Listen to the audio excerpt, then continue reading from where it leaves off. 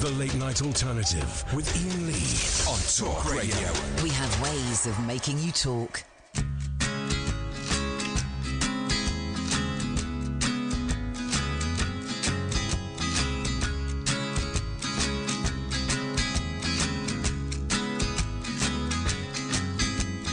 Every time I see you, it gets a little worse. Perhaps things are getting better, but how can one be so sure?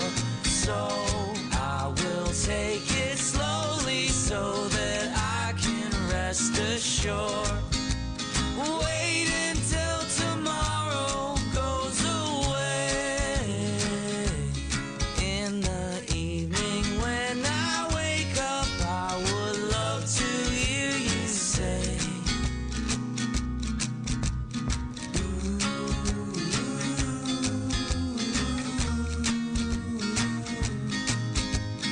wait until tomorrow goes away. Oh, wait until tomorrow goes away. Wait until tomorrow goes away. That's nice, isn't it?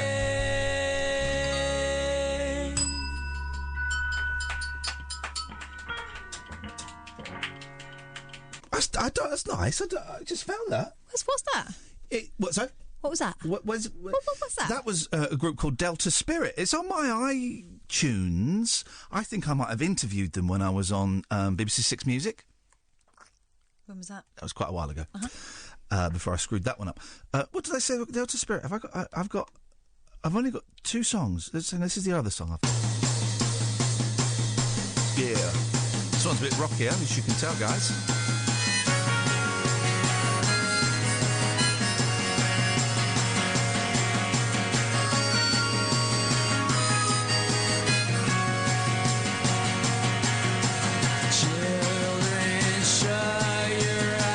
I prefer the other one.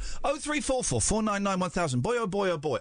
Late Night Alternative. I'm Iain Lee. That's Katherine Boyle. Hi. Love it when people phone up other shows to slag me off. T, give us a call, man. I don't know. I've got no idea what you're talking about. I think you were potty mouthed, but no, never, sir. Whatever it was you accused us of, we never did it. We never done it. I swear. After 11, we're playing out an interview I did today with Tony Slattery. And, can you hear the wind? What's that? No, that's my stomach. What was that noise? Can you hear Can you hear it, Sam? Everyone be quiet. Everyone be quiet. A fan. Is it my... No.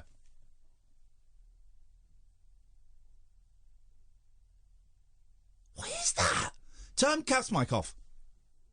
Turn my mic off. Turn both.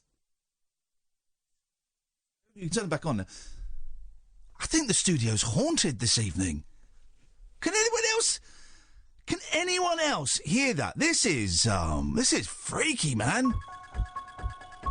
The studio is haunted tonight. Anyway, interview Tony Slattery. Been a sort of resurgence of affection for Tony Slattery. I spent the most wonderful 2 hours. I was with him for about 2 hours, and you'll hear most of that. Some of it we didn't record because we had a really good chat afterwards. We stopped the interview halfway through. You'll hear it. The music's slightly inappropriate now. Kath has edited it, right? We had to edit it because he was sweary because he knew that you'd have to edit them. And he said, "Can I swear?" I said, "Well, you can, but that's going to give Katherine some work." He took the digital and went, "Well then, Katherine, I'm sorry for saying this, but FC." And he's yeah, the way you just spun that was interesting because it sounded like you were telling him, "Oh, poor Katherine." No, you were encouraging him. Yeah, I was encouraging him. Yeah. First of all, a really nice guy. Honestly, I had a crush on him when I was 15. I've got a crush on him now. I'm 45. He's a beautiful man, physically and spiritually. He's a beautiful, beautiful man. He's funny. There is a lot of laughter in this interview. He is funny. But, and I don't want to say too much. And I think a lot of you are going to be very, very surprised when you hear it. I did send it over to Katherine this afternoon saying, can we play this out? Is it exploitative? Now, stop texting me, because I'm going to block that number now. Either not potty mouth, but the brutal truth. I think he told us to F off this guy, didn't he? When people say the brutal truth, is that like saying... Call in and we'll put you on. Yeah. Just don't swear this time. I'd be interested to know what the thing is, and let's see if we can make peace. I apologise to you. If I've done anything wrong, I apologise to you. Would you call in and let's make peace? I worried if it was slightly exploitative. I'm erring on the side quite heavily that it isn't, and you're cool with it as well. Yeah, it felt like you were very honest with Tony as the thing was going on, and you checked continually that he was okay with certain things that were being spoken about. It's really sorry, I interrupted you there. It's really interesting. I came out and I phoned Kath up and I burst into tears, and I cried for quite a bit of the drive home. You're never going to hear anything like this. You're never going to hear anything like this. I offended him at one point, and it gets awkward. Honestly, I'm just trying to do the highlights, but actually I'm not going to. We're going to play it after 11. I'd love to get your thoughts on it after 12. It takes up the whole hour. Tony Slattery, thank you so much, man. It was a thrill to meet you today. It was an honour to sit and pick your brains. After the interview, when we'd stopped, don't think this is in it, we were kind of riffing on each other, right? And we both spent, and this isn't an interview, we did 5 minutes of both of us doing Brian Walden interviews. Wow, okay. Both of us doing, I'm Brian Walden. No, I'm Brian Walden. Margaret Thatcher. We're doing that. And this made me cry. I cry in the interview. This made me cry after the interview. He looked at me and said, God, you're good. Would you do improv with me one night? Started crying. God, you're good. Would you do improv with me one night? And I said, no. I said, no, of course not. I'm not anywhere in your league. And he looked really hurt. And I went, well, yeah, I would. But he said, right, I'm taking your second answer. I was blown away. Tony Slattery asking if I would do improv with it. And the thing with him is, you'll hear it, right? And you'll hear it. I'm trying to set you guys up that this might not be the interview that Twitter has implied it's going to be, okay? I don't want to shock you too much. But everything that comes out of that man is like a Vulcan. He cannot lie. He cannot lie. There's a couple of wobbly truths in there, maybe, but he just says, he thinks it and he says it, you know. And but in a very kind way. It's not. He doesn't say stuff to be offensive. He says, "Can I say this to you?" And then says something very honest. Also, he's so thrilled that anyone's interested. Yeah. So thrilled. When I phoned up this morning, because we needed to do a bit of adjustments with the times and locations, he was very grateful that I'd called him back, like more than he needed to be, and also thrilled to be able to tell me that the reason why maybe we should change location is because he had another interview, and he said, gosh, and I haven't been able to say that for such an awful long time. He's thrilled, and also has some trouble accepting compliments. And it means such a lot to him. You'll hear that. You'll hear that. It gets off to an awkward start when I gush, and he freezes. He literally freezes and stares at me. I'm not going to say any more, right? I think you're in for a shock. I think I can say that. I'm not going to say more. He says, then going on to say some more. I think you're in for a shock, but it is beautiful. He is a beautiful, beautiful man in every sense of the word. He's still got it. I kept saying to him, Tony, you're still so funny, because he would just do stuff and make me laugh, doing his Kenneth Williams and stuff. And here's what I took from it. Yeah. It wasn't so much of an interview as a conversation. Yeah. Yeah. He was asking you just as much as you were asking him. He was fascinated by some aspect of my life. So we're going to play that after 11. And then after 12, I'd love to get your thoughts on it. And I'm really hoping the Guardian interview, my interview, and I know he's doing other interviews, I'm really hoping that this is a turning point in his career, that we get him back on telly, we get him back on radio. We get him writing. I know he's doing Edinburgh this year. That we get him doing a run of shows in a theatre. That he gets some acting work because the man he's got to sort out a couple of things, but he's still so talented. So talented. You know, talent like that you can't. However much you try and drown it, you can't. It's there. And what a thrill! What a thrill! What a thrill! What a thrill! Just a wonderful, privilege to have been in his company. Let's go to Alan Caddick. Good evening, Alan. Evening, Mark. Evening, Kath. Hello. I've got something to ask you, Ian, because you've been on reality TV. I'm not going to lend you any money, Alan. I spent all of the jungle money. Opinion. Yes. Given the nature of today's decision by ITV to act as Jeremy Carso and the government's investigation into reality TV, what's your take on it? Well, we kind of talked about this last night. Did you miss that bit? Alan doesn't listen to the show, as we know. I wouldn't call Jeremy Kyle reality TV. I don't think it's a reality TV programme.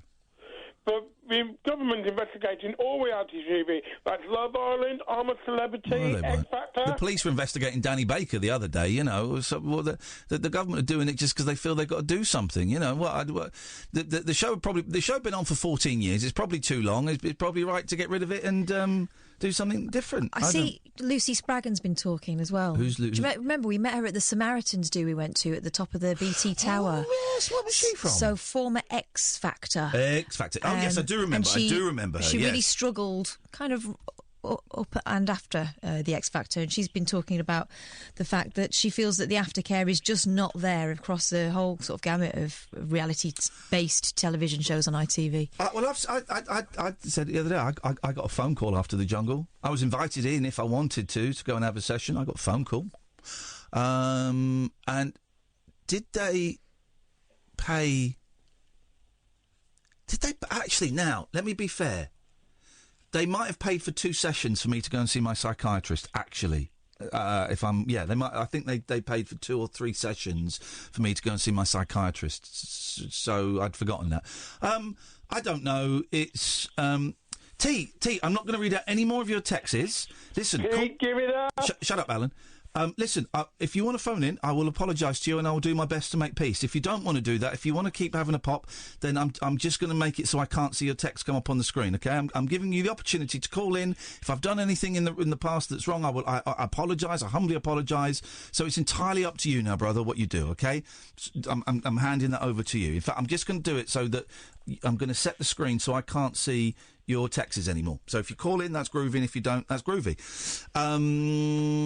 OK, Alan, I think we've answered the Jeremy Kyle thing. The long and short of it is, I don't really care. 0344 499 1000. I don't really care. Don't really care. Do you care? You care? You do care? Yeah. Yeah?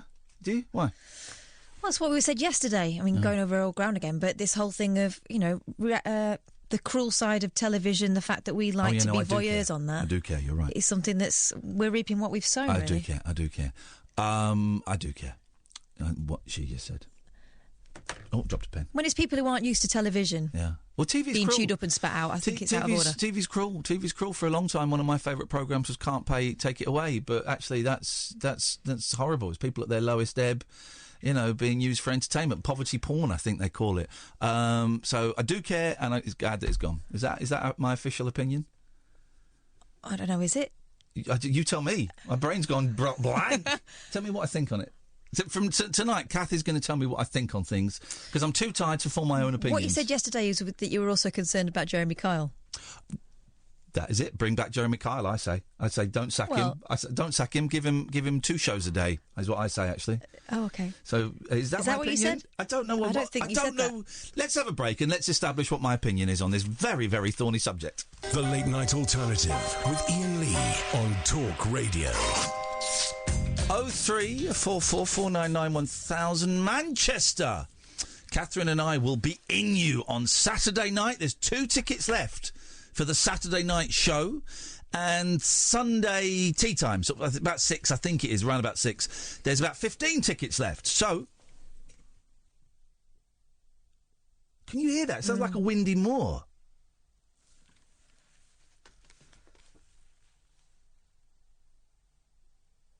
It's not my computer. Can you hear that, dear listener, at home? Is it the aircon? It's like a moor. We're out on a windy moor. We're in Manchester Saturday and Sunday. A handful of tickets left. For every show, we always stick around for a little bit afterwards, shake hands and have pictures taken. We won't be sticking around too long on Sunday, maybe about half an hour, but we need to drive back then. But we'll make sure everyone will get a picture and a chance to come and say hello. Don't you worry about that if you want. It's quite rude. We take phone calls. We'll be streaming it on either Periscope or Twitch. Probably on Twitch if I can work it out. That's the plan. Probably on Twitch. But you're very welcome to buy tickets. IainLee.com/event. IainLee.com/event. And we've just today put on the link for tickets for Bath in September. We're going to be playing at the Rondo Theatre in Bath again. This is why we play the nicest venues, right? And we do. We play venues that are run by the nicest people.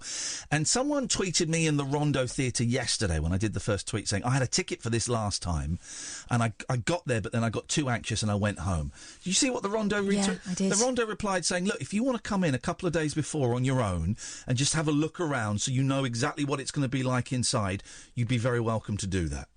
What a great venue. And then I said to the guy, you'd be very welcome to sit with us. And he wrote back going, wow, Iain and Katherine, the Rondo, thank you, this is brilliant.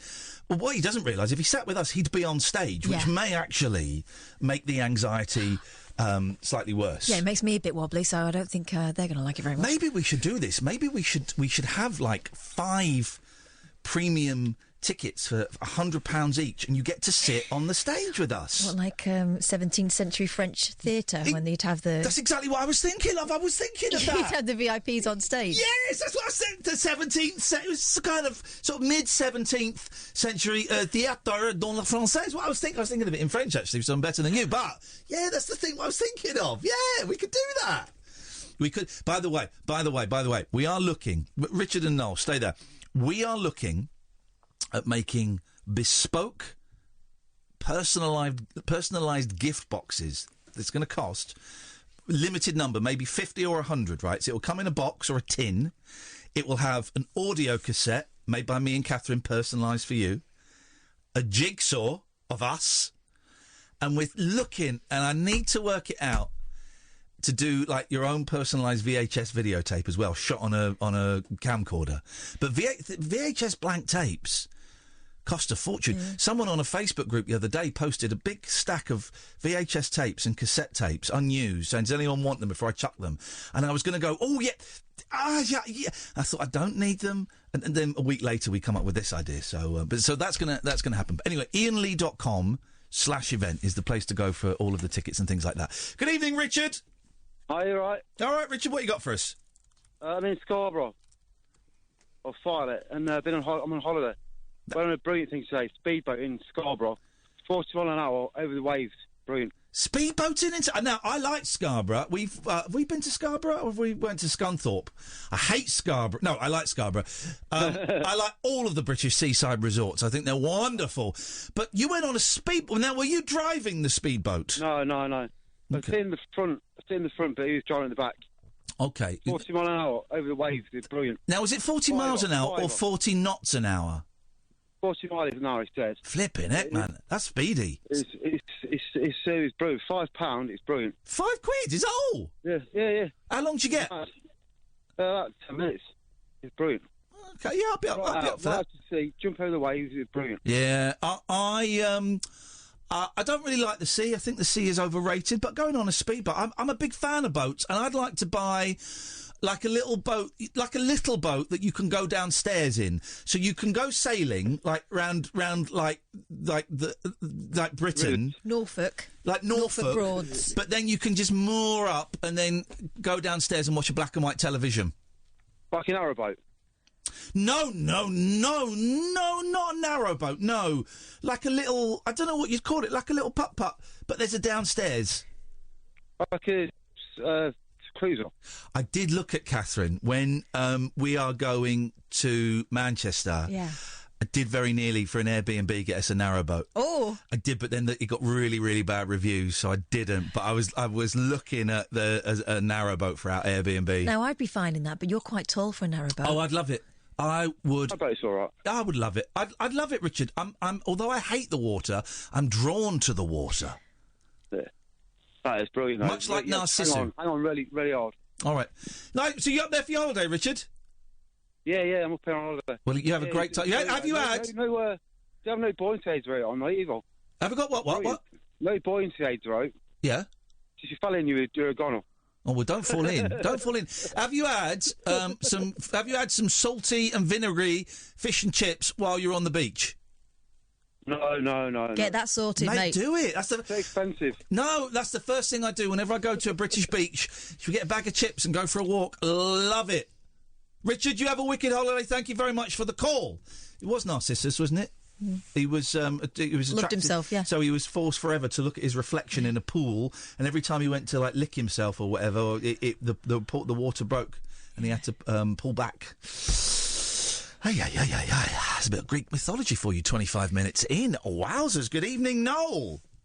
Good evening, Ian and Katherine. That's her name. Hello, Noel. Yeah, hey, Glasto, hang on. Glasto is the person who has got the... Glasto, you would be genuinely, this is the person who's nervous about coming to the Rondo. You would genuinely be very welcome to come and sit on the stage with us if that... I don't know how that would make your anxiety better, but I would be totally up for that. Yes, Noel? I've just seen Nadia on BBC. Fantastic programme about anxiety. And I suffer from it greatly. I suffer from bipolar like, blimey, I forgot the name of the guest. Tony Slattery's bipolar, Tony Slattery.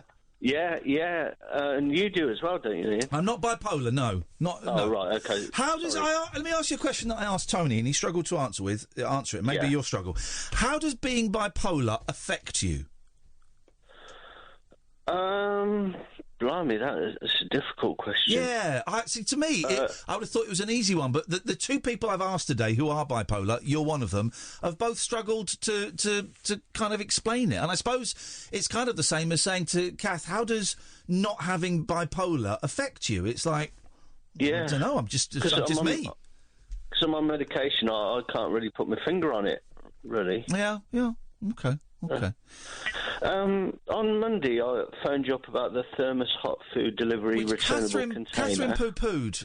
I didn't get a chance to poo-poo it fully. I think you poo-pooed it I enough. wasn't nearly done. I think you poo-pooed it enough. No, we found out that someone else had made it. No, we hadn't. That's what happened. No, we hadn't. Yeah. Yes, that's what happened, isn't it, Noel? A similar invention. Yeah, it was a similar invention has been invented. And Ian put the phone down on you. Mine differs greatly because it's got a push-on plate lid reversible. Reversible in which manner? Like, do you remember reversible jackets in the 80s? Yeah. So it's like you had two jackets for the price off. And reversible jumpers. Don't remember those. I think you made those up. I think you made those up. No, I had one. No, you didn't. Yeah. It's just a picture. I had Minnie Mouse on one side and that dog from Tintin on the other. We had a great gag with my friend Mackenzie. We did a show in Edinburgh, right, where he had it was such a clever gag, and he would have to remake it every time. He had a jumper that said something like, I can't remember the exact wording, but it was quite a long bit of text on there that said the kind of thing, the London Academy of Natural Arts or something, right? And it said that across there, and he go, look at my jumper, it's very nice. And I go, there's a bit of thread, and I would pull the thread, and I would pull the thread, and I would pull the thread, and eventually I'd pull all the thread out, and it would say, I am a C. It was such a good gag. Such a clever... He's so clever. It's such a good gag. Anyway, yes. Yes, so it's a push-on plate lid, and it's reversible, so you can put rice and curry in it because it's got indentations on the top. Rice and curry, and then the indentations. Turn it over. Did you say indentations? Turn it over. Turn it over. Turn it over. I'm turning it. It is turned over. What we got? And then you've got another plate. And then you've got another plate at the bottom of the container itself. Try plates. 3 plates. Please, everyone, try plates. Honestly, it's so much better than leaves and shovels. But the crucial thing that I missed out on Monday night is that the government not only would fund the containers, but they'd also fund storage units. That's very essential because when you when people come, when the delivery comes to your house, you then give them the old one that you've used, and then they take it to the storage unit. Otherwise, McDonald's, for instance, will be inundated sometimes, and sometimes they'd have nothing to work on. Yes. Where is the storage unit? It would be somewhere centrally, like in a village. It'd be central village, or you'd have several in cities. Right. No, it sounds like a good idea. You could call it the Plate Hub. Don't listen to Katherine, because I think she's being sarcastic because she doesn't think it's a great idea, whereas I am happy to encourage, non-financial encouragement, of course, entrepreneurs such as yourself, Noel, and I wish you the very best of luck with that project. Thanks. I'm giving it away free. All of my inventions are free. That's probably why I invent so many things. Shareware. God's gift. Okay, God's gift. There you go. Noel is God's gift. Who'd have thunk it? 0344. What a lovely start to the show. I haven't heard the term God's gift for ages. It's something my mum used to say, look at him, he thinks he's God's gift. I used to love that programme with Davina. It was great, wasn't it? Because she would wear the, short, tight little PVC... It was such a mucky programme, and you'd have to lick, shit off of a man's foot. I don't remember that one. You had to do something. You had to lick something off of a man's foot. That was such a horny programme. Was that the one with the swimming pool, or was that Man O' Man? That was Man O' Man with Chris Which was Tarrant. similar. No. But not as mucky. God's gift was mucky. 0344 499 1000. This is Talk Radio. The Late Night Alternative with Iain Lee on Talk Radio. Alexa, play Talk Radio.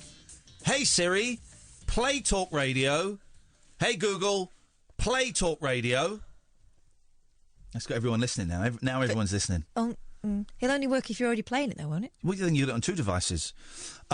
Eavesdropping on housemates' gossip, recording details about insurance policies, and a bizarre obsession with the family dog.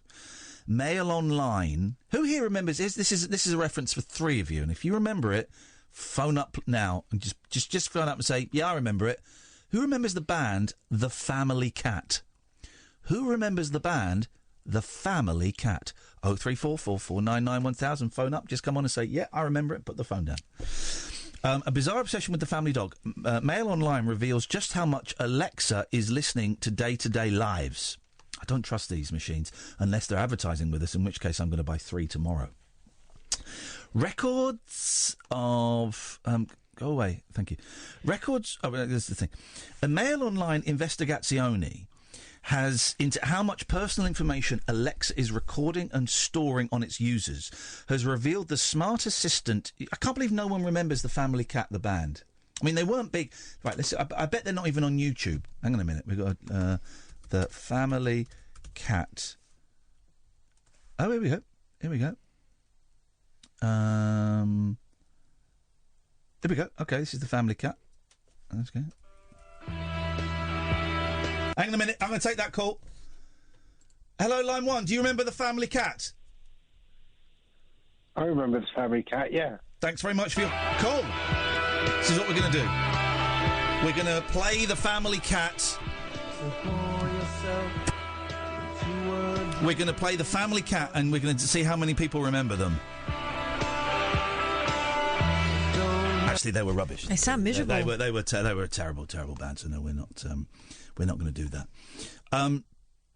Amazon insists Alexa can only be activated when the wake word is uttered, being Alexa, computer, or Echo. The tech giant, along with Apple Siri, until recently Google Assistant, says it saves every single interaction a person has with the device to improve the service, with some unintentional snippets also being recorded if it mistakes another noise for a wake word. However, evidence seen by the Mail Online shows this cannot be the case, or the process is fundamentally flawed. Hang on a second. Yes, caller, if you're calling in about The Family Cat, we've done that. It was a bit boring. Hello?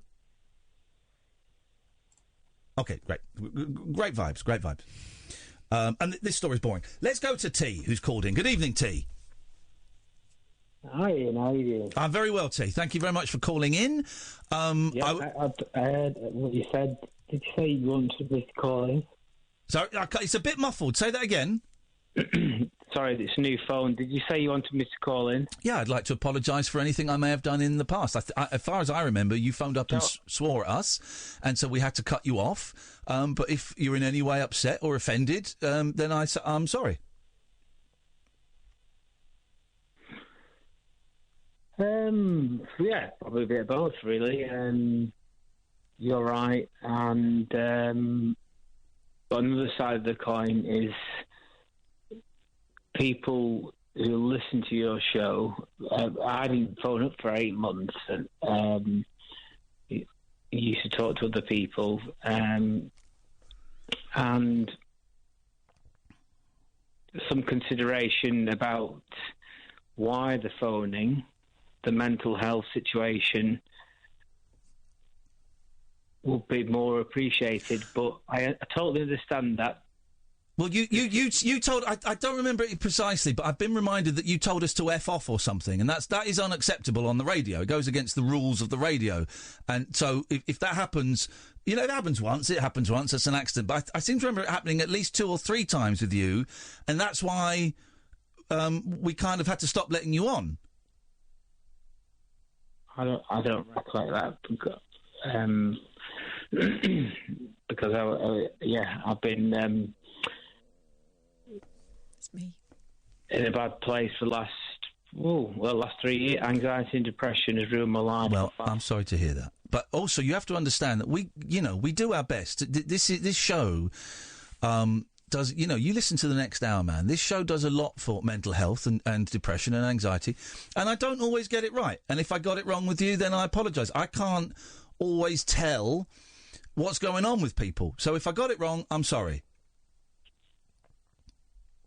Well, that's very nice of you to say.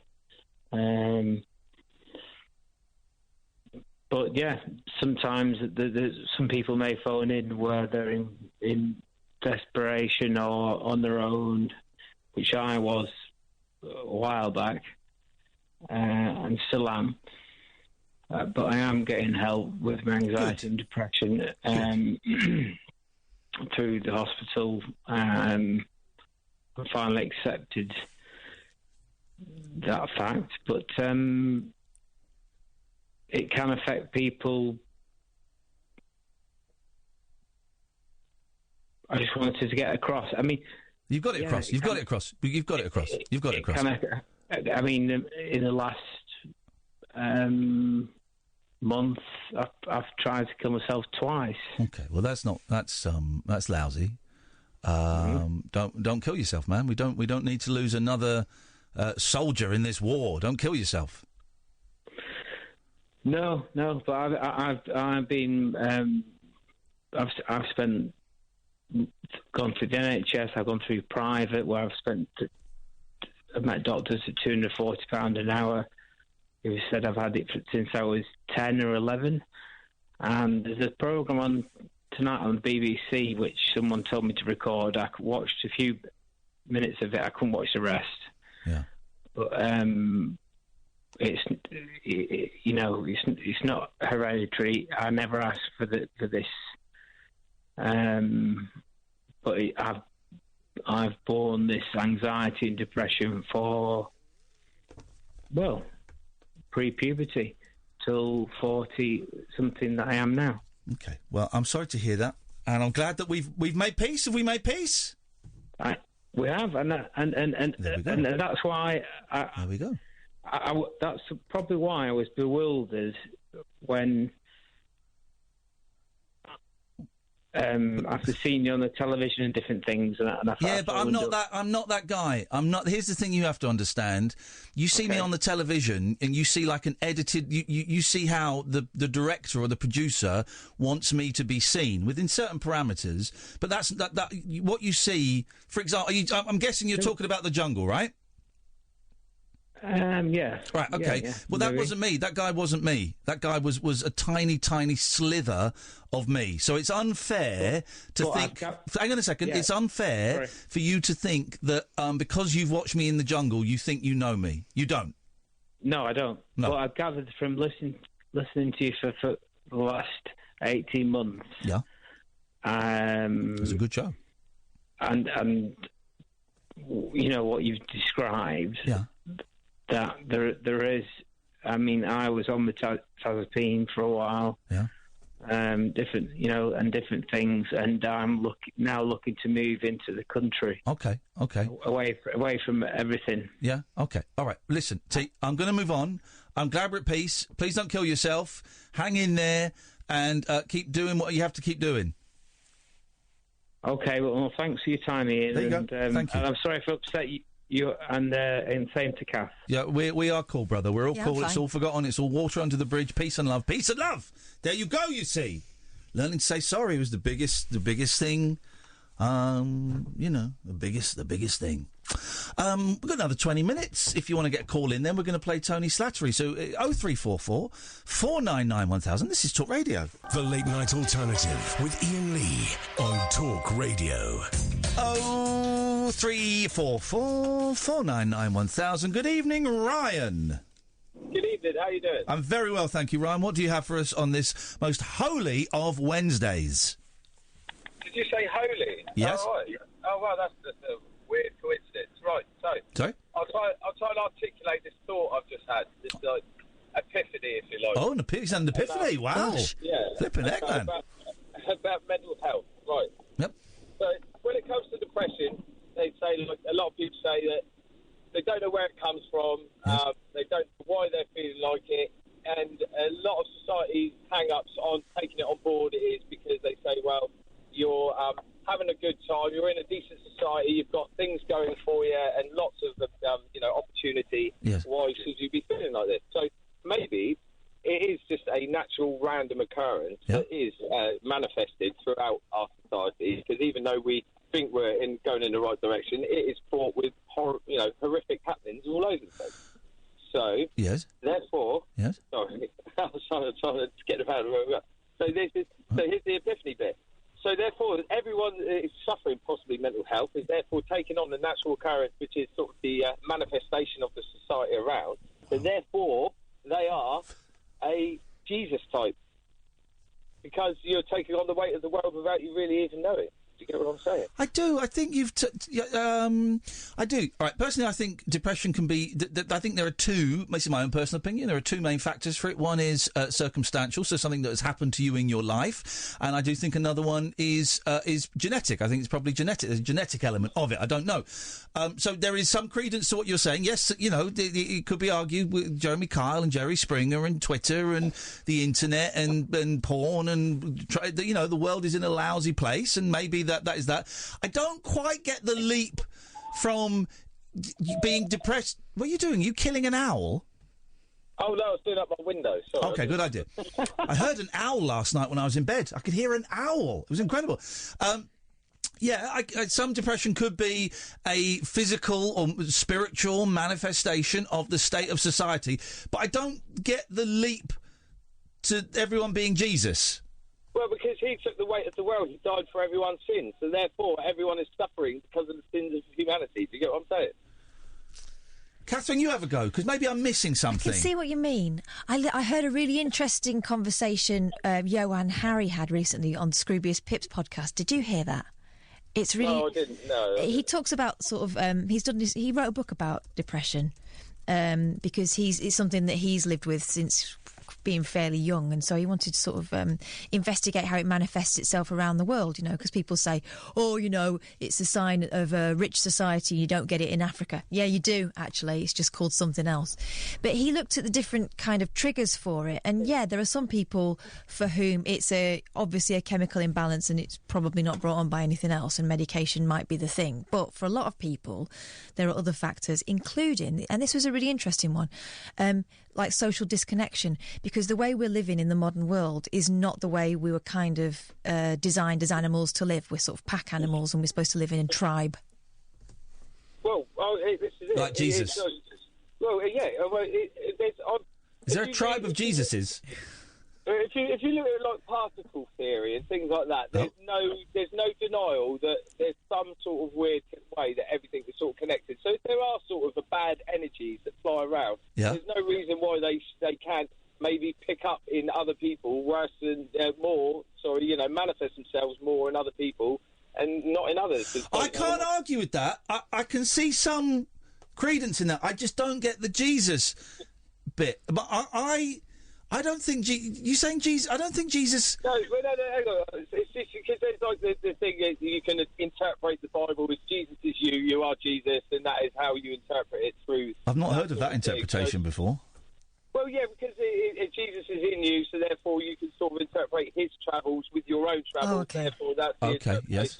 Be more Christ-like. Yes. Yeah, that's how you're meant to sort of relate to it in the sense of how you interpret his teachings and his life story. But it's sort of there to guide you, isn't it? The whole thing's meant to be a guide. Yeah. So therefore, but it's just he's meant to take on his sense. I'm really not religious. In the slightest, I'm so anti-religion. Really, But then, hang on a minute. How come then you were right to pick me up on me saying this was the most holiest of Wednesdays? Well, there you go. That's the weird connection particle theory thing, isn't it? Do you get what I'm saying? Are our particles connected?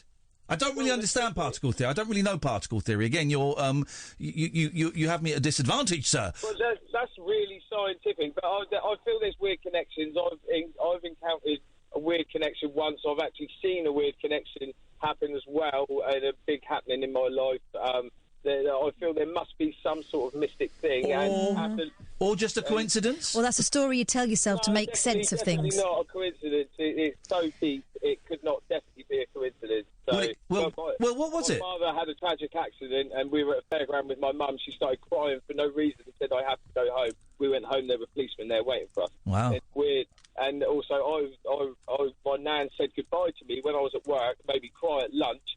And then I got a phone call 10 minutes later, and they said your nan died 10 minutes ago. Well, hang on. Weird thing. That is a weird thing. Let me pick you up. You said it definitely couldn't be a coincidence. Actually, it could be a coincidence, but it could also be something grander and bigger and more meaningful. Yeah, it could be. They're just weird coincidences, aren't they? They're weird, definitely. They have to, it's weird to think otherwise. Yeah. Especially when you look at things like science, and they do sort of put you down to an atomic level, and everything is sort of the same. So there must be something that can flow through it all. What's this thing, right? You'll know this because you sound like a very intelligent gentleman, right? And I'm enjoying this phone. This is a proper late night phone call, and I'm enjoying it, right? What is this phenomenon with? I think it's with particles or atoms, where if the atoms will behave in a certain way if they're being watched. I think they're in a wave or form, or they're in like an. But if they're not being watched, they behave in a different way. Have you heard this? Know they're being detected. Yeah. It's just. This is Cat's laughing. This is true. Yeah. This is what I've heard. Right. It's like, if we know we are being watched as humans, we will behave differently than if we think we're on our own. Look busy. And scientists have someone who knows more. 0344 499 1000. Scientists have found that atoms will behave differently when they're being watched as to when they're not being watched. Now, that is insane. Google it, because it's... Go on, man. They did it in the 20s, and then they couldn't explain it then, and then since they've looked at particles more, they've done it with real recent detectors, and it is still the same. It happens. As soon as they look at it, and as soon as they turn the detector off, it'll perform differently. Yeah. Even if they're not in the room, it doesn't matter. It's just as soon as they look at it, as soon as anyone detects it, it changes. Ryan, I've really enjoyed chatting to you, mate. Give us a call again. Yeah, thank you. Thank you very much. I enjoyed that. Have you found it? No, I was looking at something else. Oh. She's looking at ASOS. Double N. Right, Double N. Stop being silly. Come to the show. We're not upset. For crying out loud, man. Come to the show at the weekend. Come and have a laugh. Come and have a laugh. It's my last word on it. Don't be so silly. Got a really bad mouth ulcer. Don't bite it. I can't bite it. It's inside my mouth, not inside my lips. I'm quite good at science. I think maybe I should study science. Hey Mo, not tonight, man. Thanks a lot. Hi. 0344 499 1000 is the telephone number. Go on, Kath. Okay, right. There's a few things here. When you Google particles act differently when watched, right? Yeah. Okay, so this is science. You're not about to Jeremy Carl me, are you, and destroy my argument? No. You've got to open those all-important lie detector results. This is from Science Daily, which I have... One of my favourite newspapers. Subscribe to it. When a quantum observer is watching quantum mechanics... is watching... They're good at science and not good at grammar. When a quantum observer is watching... Ziggy's given me an 86% chance of understanding the story. It's a Quantum Leap reference for you kids out there. Quantum mechanics states that particles can also behave as waves. This can be true for electrons at the submicron level, i.e. at distances measuring less than 1 micron or 1,000th of a millimetre. When behaving as waves, they can simultaneously pass through several openings in a barrier and then meet again on the other side of the barrier. This meeting is known as interference. Strange as it may sound... Here we go. Interference can only occur when no one is watching. Here we go. Yes, man. Yes, man. Yes. Once an observer begins to watch the particles going through the openings, the picture changes dramatically. If a particle can be seen going through one opening, then it's clear it didn't go through another. In other words, when under observation, electrons are being forced to behave like particles and not like waves. Thus, the mere act of observation affects the experimental findings. This is known as the double slit experiment, which I bought a DVD on that, thinking it was a documentary. Boy, oh boy, I made a terrible mistake. I know it was embarrassing, but it was. I watched it right to the end just to make sure, but it was double slit in that instance. It meant something. There are a lot of atoms passing all over the place by the end of it. Up an atom. Double slits. Don't know about atom at it. Yeah, it was. Yeah. Okay. Okay. Now I'm aware that having watched Brian Cox's programmes, this is going to. Oh yeah, he was in it. Oh no, Brian Cox. Sorry. Having watched his programmes, this is liable to go the way of them, if we're lucky, which is that it sounds very clever and all of a sudden you realise that this is just a screensaver and you're going, oh, this is... Can we get some atoms here? Let's do it now. There are atoms everywhere. Let's get some atoms. I've got my mouse and I've got a bell. Have you got anything measuring less than 1 micron in size? I don't want to see that. Unfortunately, yeah, I have. You wouldn't be able to see it. So we're watching these. Let's see what happens. To demonstrate this, Wiseman... No, I'm not watching them. OK. Yeah, oh, yeah. That's... Oh, they moved. Wow. It's like Tomorrow's World in here. Isn't it? Judith Hand never wore a bra. My mum would say that every time she came on. I wish that woman would put a bra on. Every time. To demonstrate this, Wiseman Institute researchers built a tiny device measuring less than 1 micron in size, which had a barrier with 2 openings, or 2 slits, if you will. Keep thinking of that film. Shh. They then sent a current of electrons towards the barrier. The observer in this experiment wasn't human. No, it wouldn't be. Institute scientists use for this purpose a tiny but sophisticated electronic detector that can spot passing electrons. I'm getting a bit bored now. The quantum observer's capacity to detect electrons could be altered by changing its electrical conductivity or the strength of the current passing through it. Anyway, blah, blah, blah. I was right. Magic. I was right. Thank me? Yeah. No, say it. I don't get it. I don't understand it, though. It doesn't matter. Was I right? Yeah. Did I teach you something? Yeah. Yeah, Thank me. Thank me. Thanks for the double slits. Kath was a dick. Oh. Dick. Oh. Dirty pervert. OK. Horny. Why do you hate me? Don't be so silly, Kath. No, that's the wrong answer. Ooga zaga, ooga zaga, ooga zaga. Do you want me to do it for you? Rub it in. Kath was a dick. I want to get some bumpers made up. Now, how are we doing Tony Slattery? Are we going to introduce it? No. So, OK, after the news, you're going to hear me travelling to and enjoying the company of Tony Slattery. Really, really keen to hear your thoughts on it, please. So you can tweet us at Iain Lee, at Flippin' Kath. It'd be really good to get your phone calls after midnight, it'll be now. So don't phone in for the next hour. Listen, I do just want to flag up that some of you might find some of it quite upsetting. I just feel I should say that, as some kind of warning. It may not quite be what you're expecting it to be. Tony Slattery and me after the news on Talk Radio. The Late Night Alternative with Iain Lee. Because they're too real to be part of my imagination. On Talk Radio. Morning. It's a beautiful morning. 11:15. Wednesday, May the 15th? I don't know. It's 2019. And I am making myself... I bought one of those... Oh, dear, you can hear me in my kitchen. I bought one of those, those sort of old man travel mugs. I bought one, and I'm filling it out with coffee, because I've just got up a little bit late. And I'm off to interview Tony Slattery. slightly strange. I was going to interview him at 2 o'clock in Edgware, and then hang on a minute. Can I put this down? Oh man, the seal of the coffee being broken. Yes. I was going to interview him in Edgware at 2, and then I woke up to a message from Kath saying that Tony's been in touch and he's going to be in Hampstead this morning, and he wonders if you want to meet there or he'll meet you in Edgware. He's a really nice guy, and so I texted him, texted him. He's doing his interview.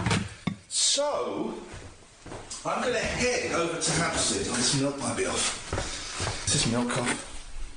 And just get away with it. So this milk is the 13th. That means it's the 15th today. Right.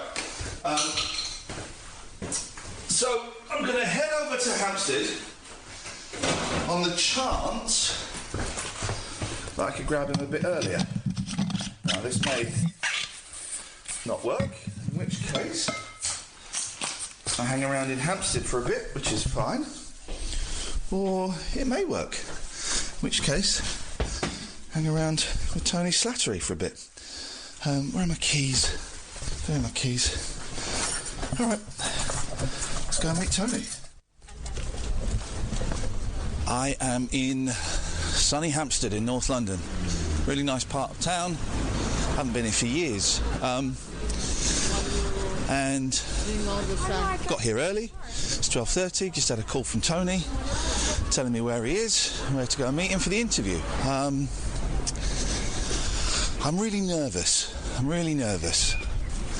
Because in the phone call, Tony sounded, I don't know how to put this. He sounded tired. I don't know. Let's see how we get on. He's a good man. He's a really good man. And I want him to succeed, and I want him to be happy, and I don't want this interview... There's the pub, King William IV. I don't want this interview to be in any way exploitative, or to cause him problems. You know, I don't want to make his situation any worse. So, it is with an air of trepidation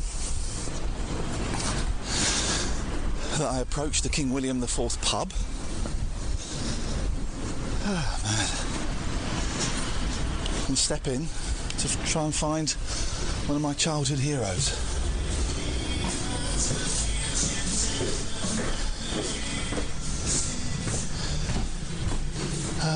Wonder where Tony is. Maybe he's in the beer garden.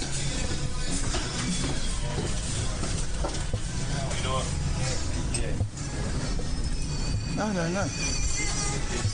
He's not here.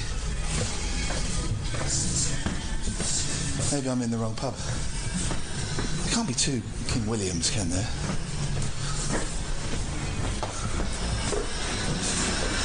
Is there another King William here? I'm meeting a friend. No, this is the only one. I'm meeting Tony Slattery here for an interview. Is he around or? Oh, he's in the garden, maybe. He's not in the garden. There's not another King William in Hampstead. No. I'm going to call him. Thank you very much. Right, let me see. To re-record your message, key hash at any time.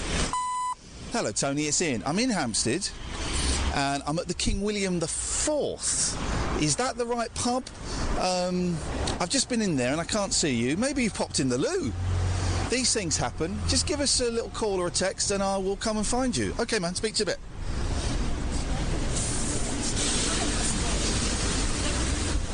Tony? It's me. I've just been to the King William in Hampstead and I can't see you. Are you sure that's where you are?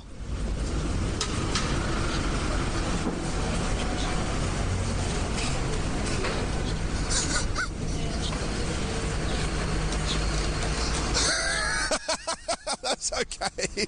I will meet you. Do you want me to get you a drink or anything? Do you want me to get you a drink?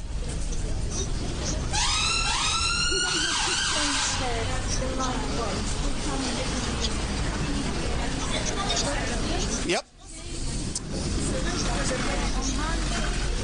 Sir, it will be waiting for you when you arrive. I'll see you in a few minutes.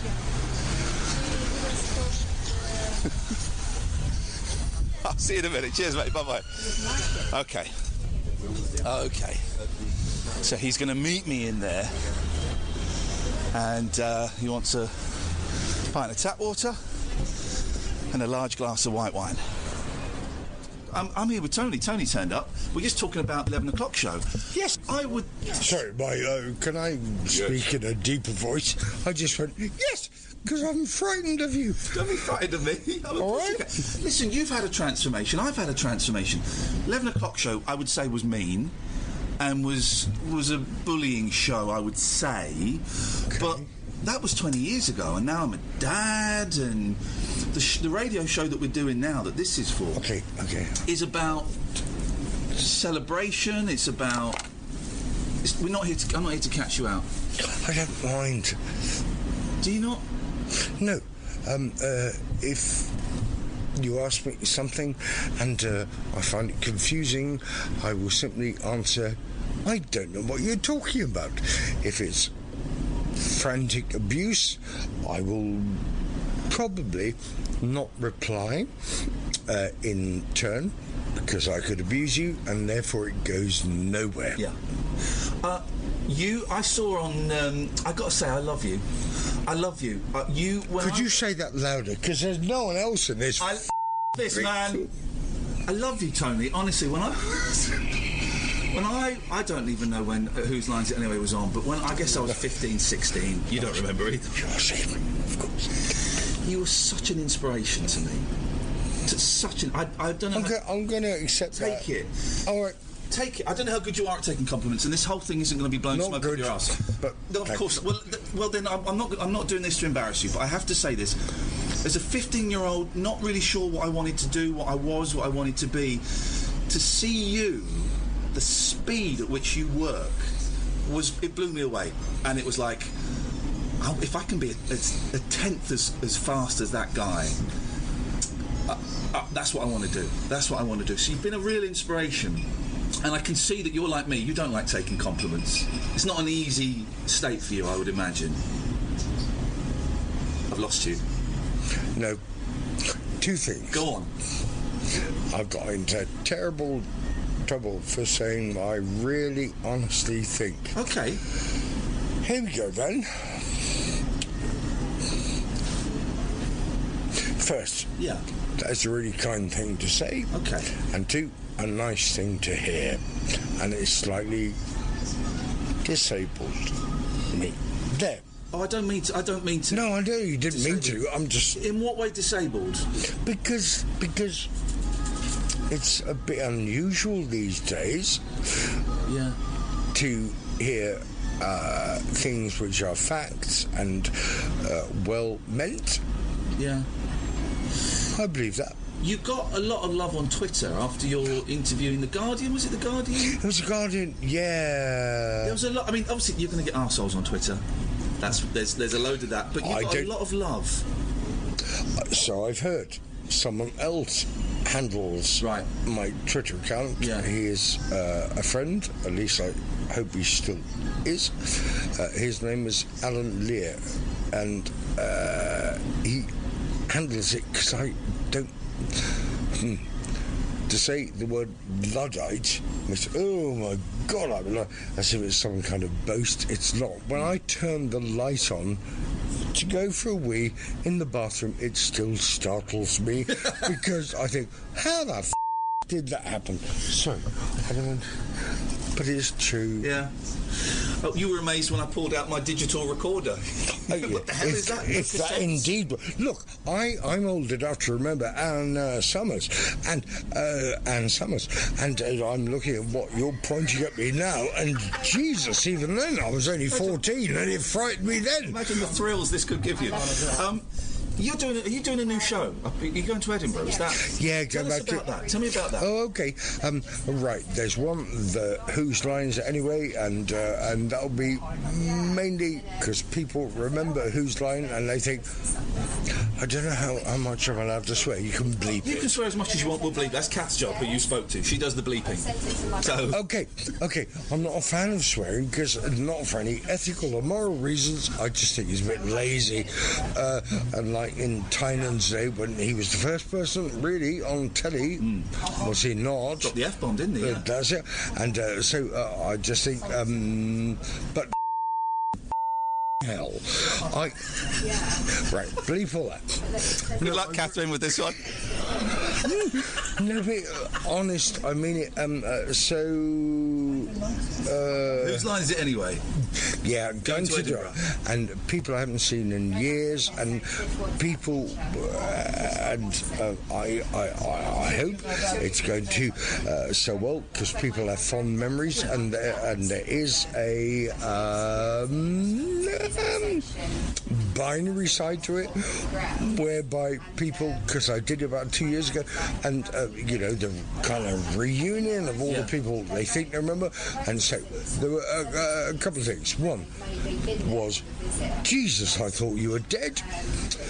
Two, my mum used to let me stay up real late to see you, and that's a real compliment, except when it comes to, and here are my granddaughters, and I do the same, and that's true, so I'm going to do that, and a kind of interview thing, Q&A, don't want to know any of the questions, like we're doing now, don't know any of the questions, I have no answers prepared, that's that, and also another thing which with me and a guy called Alan Lee, and we just do a kind of improv hour, basically.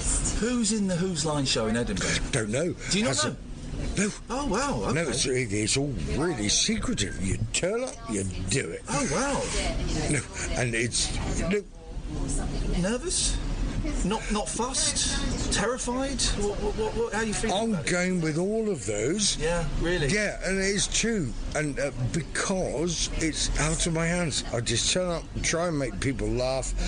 That's it. Yeah. I don't know. I know I've got a place to stay. Well, that's a bonus. That is a good It really is. Didn't used to be in 1979 when it didn't matter. I'll sleep under a pile of sacks, but the older you get, and I know I've done Edinburghs where I've slept on sofas, I've slept in the back of cars. I did in Edinburgh once where I was camping. I was only there for a few nights. You were camping? Camping. I was doing the So You Think You're Funny competition, and I camped. I'm with that. Yeah, and I was camping. But hang on, if I may. Please, you go for it, man. Okay, where were you camping, and how old were you? Oh God, Given that you're younger, and I hate you for that. Yeah, well, okay, where were you camping? 46 next month. I'm catching you up. Where was I camping? It was about 5 miles out of Edinburgh, and I don't remember where, but I remember it was horrible. And I would camp, and then I'd have to go and do a heat of So You Think You're Funny, which is this big comedy competition. Yes, and then I remember back that. To a tent. And I was really lucky that I bumped into someone, and he said, "Well, come and sleep on our sofa tonight if you want." Boom, I did that. But I'm sorry to go all kind of I was going to say brief encounter. No, I'm going to stick with something that. In your eye. Something in your eye. But my point is, someone said to you, come and sleep on my floor. Yeah. Not for any other reason than come and sleep on the floor. And just come and do it because Edinburgh. Yeah.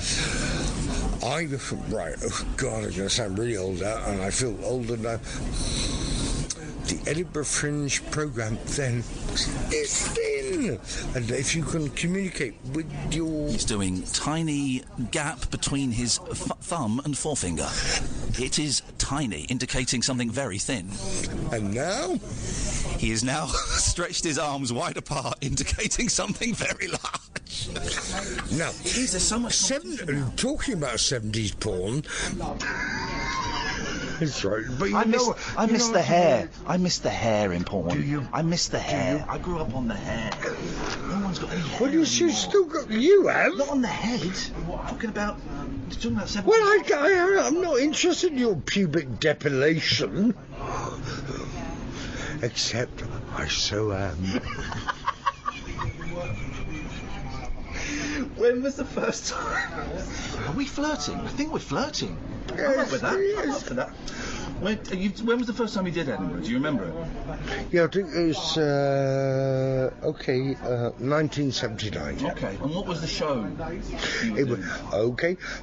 There were 5 shows actually. It was the Cambridge Mamas. I'd never heard of them. I think they're still going, and there was nothing medievalist about it. It was just a group of students who went up and, I'm sorry to repeat myself, but, you slept on a place the size of this table with, to use your brilliant word, shenanigans, which I haven't heard. Yeah. I heard it in County Galway and County Clare where my parents grew up. But yeah, we did. So that was the first time, 79, and it was something called... memory's going a bit now, but the Fringe First. Okay. I don't know whether that's still going. That rings a bell. I think it is. Okay. Yeah, I think it is. Okay. Fun? Did you get the huge? Yes. I guess you had the bug for performing before. Yeah. School plays and all that. Really? Yeah. Is that old classic? Yeah. Honest Injun. Yeah. If I'm allowed to say You're not allowed to say honest Injun anymore. No, because yeah. I need to give you a list of words you can't say in Edinburgh anymore. 40 years later. No, tell me them and I'll say them. And I'll give you some because you're younger. And the first time, was it always comedy you wanted to do, or did you get kind of sidelined into comedy? Did you want to be a serious actor, but you found you just kept getting laughs, or was it comedy that you wanted? I think it was laughter and applause. They're great. They're addictive, and I know nothing, as anyone will know about me. I know nothing about addiction of any sort, and I realise there's a terrible and crap irony in that, but laughter and applause, but also serious stuff, which I'm kind of, no, this sounds like a plug, kind of wanting to explore. I don't know if I did before. You're allowed to say what you want to do. It's not arrogant. It's not desperate. If there's stuff you want to do, you're allowed to put it out there. Okay. What do you want to do? Go home. I certainly don't. This is fun. No, it's just if you seem embarrassed by your talent, or maybe your circumstances. I don't know. I'm getting a sense of embarrassment. Maybe I've got that wrong. Nervousness. That's not, I guess, the same. Yeah. Okay, I'm thinking of, say... Right, there was one play I did by a brilliant...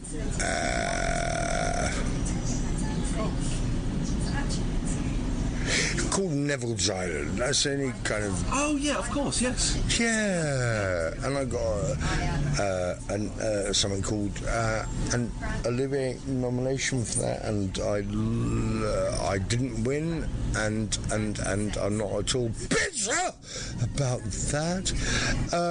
No, because I saw the performance of the guy who did it. I thought, I got no bloody chance because he was so better. But I was pleased to do that, and it was it was very funny, but it was very serious, and that's good, isn't it? Yeah.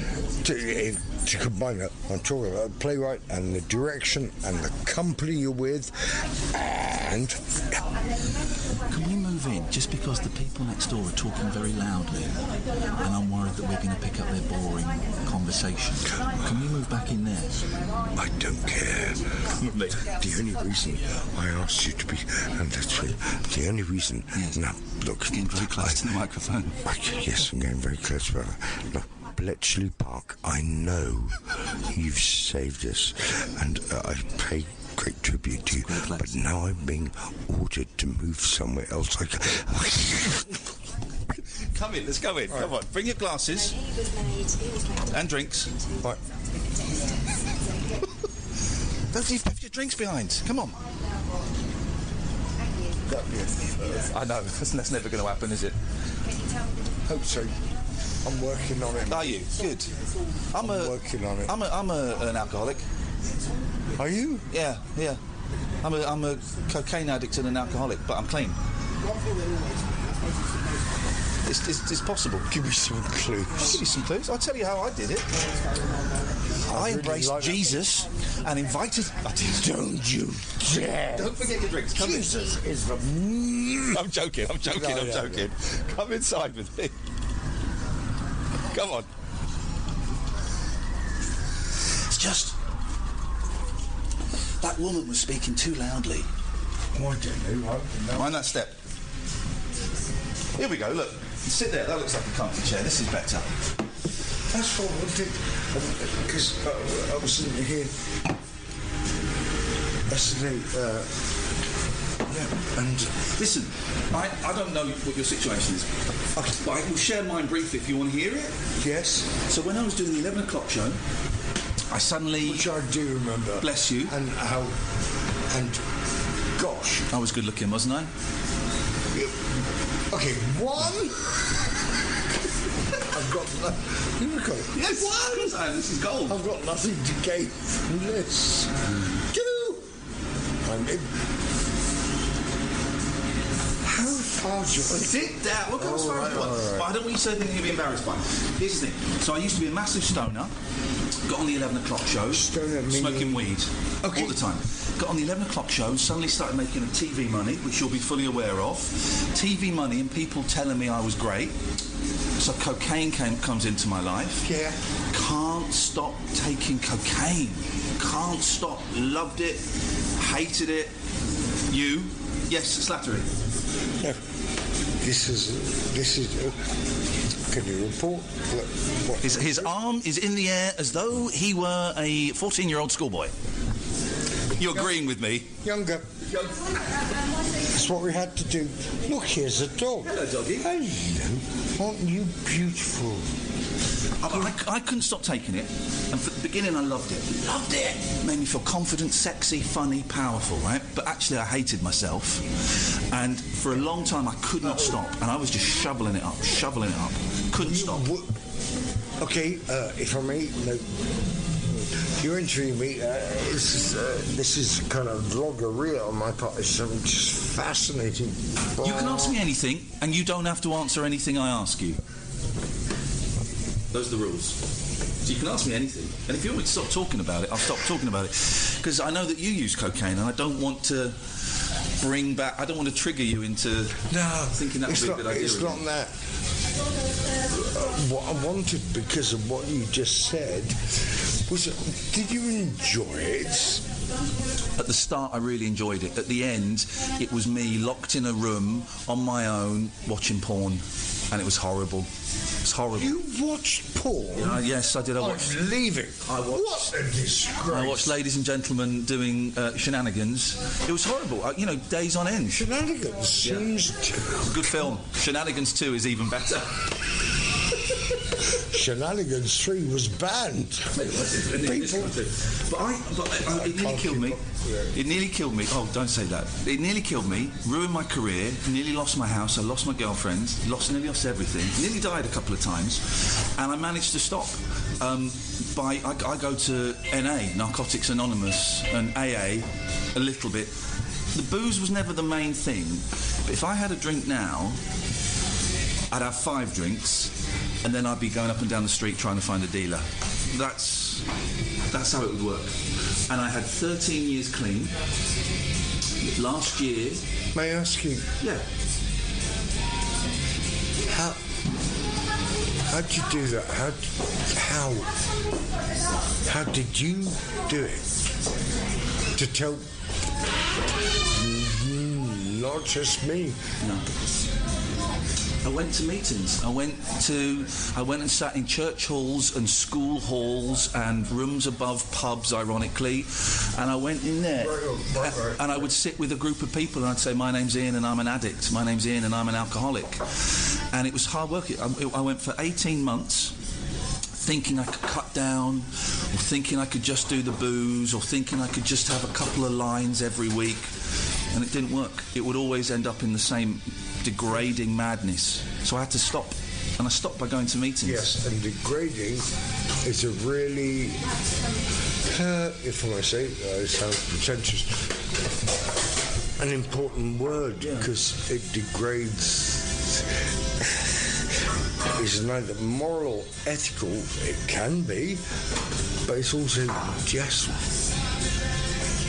the most powerful word for me is waste. What you could have done. And also sometimes it's not a bad idea to pat yourself on the back and say, I did that through altruism, and also to recognise on the other side of the shoulder to say, I did that through selfishness. Bev, do you think you've wasted... I know I've wasted large parts of my life. I've wasted large parts of my life. Do you feel that about you?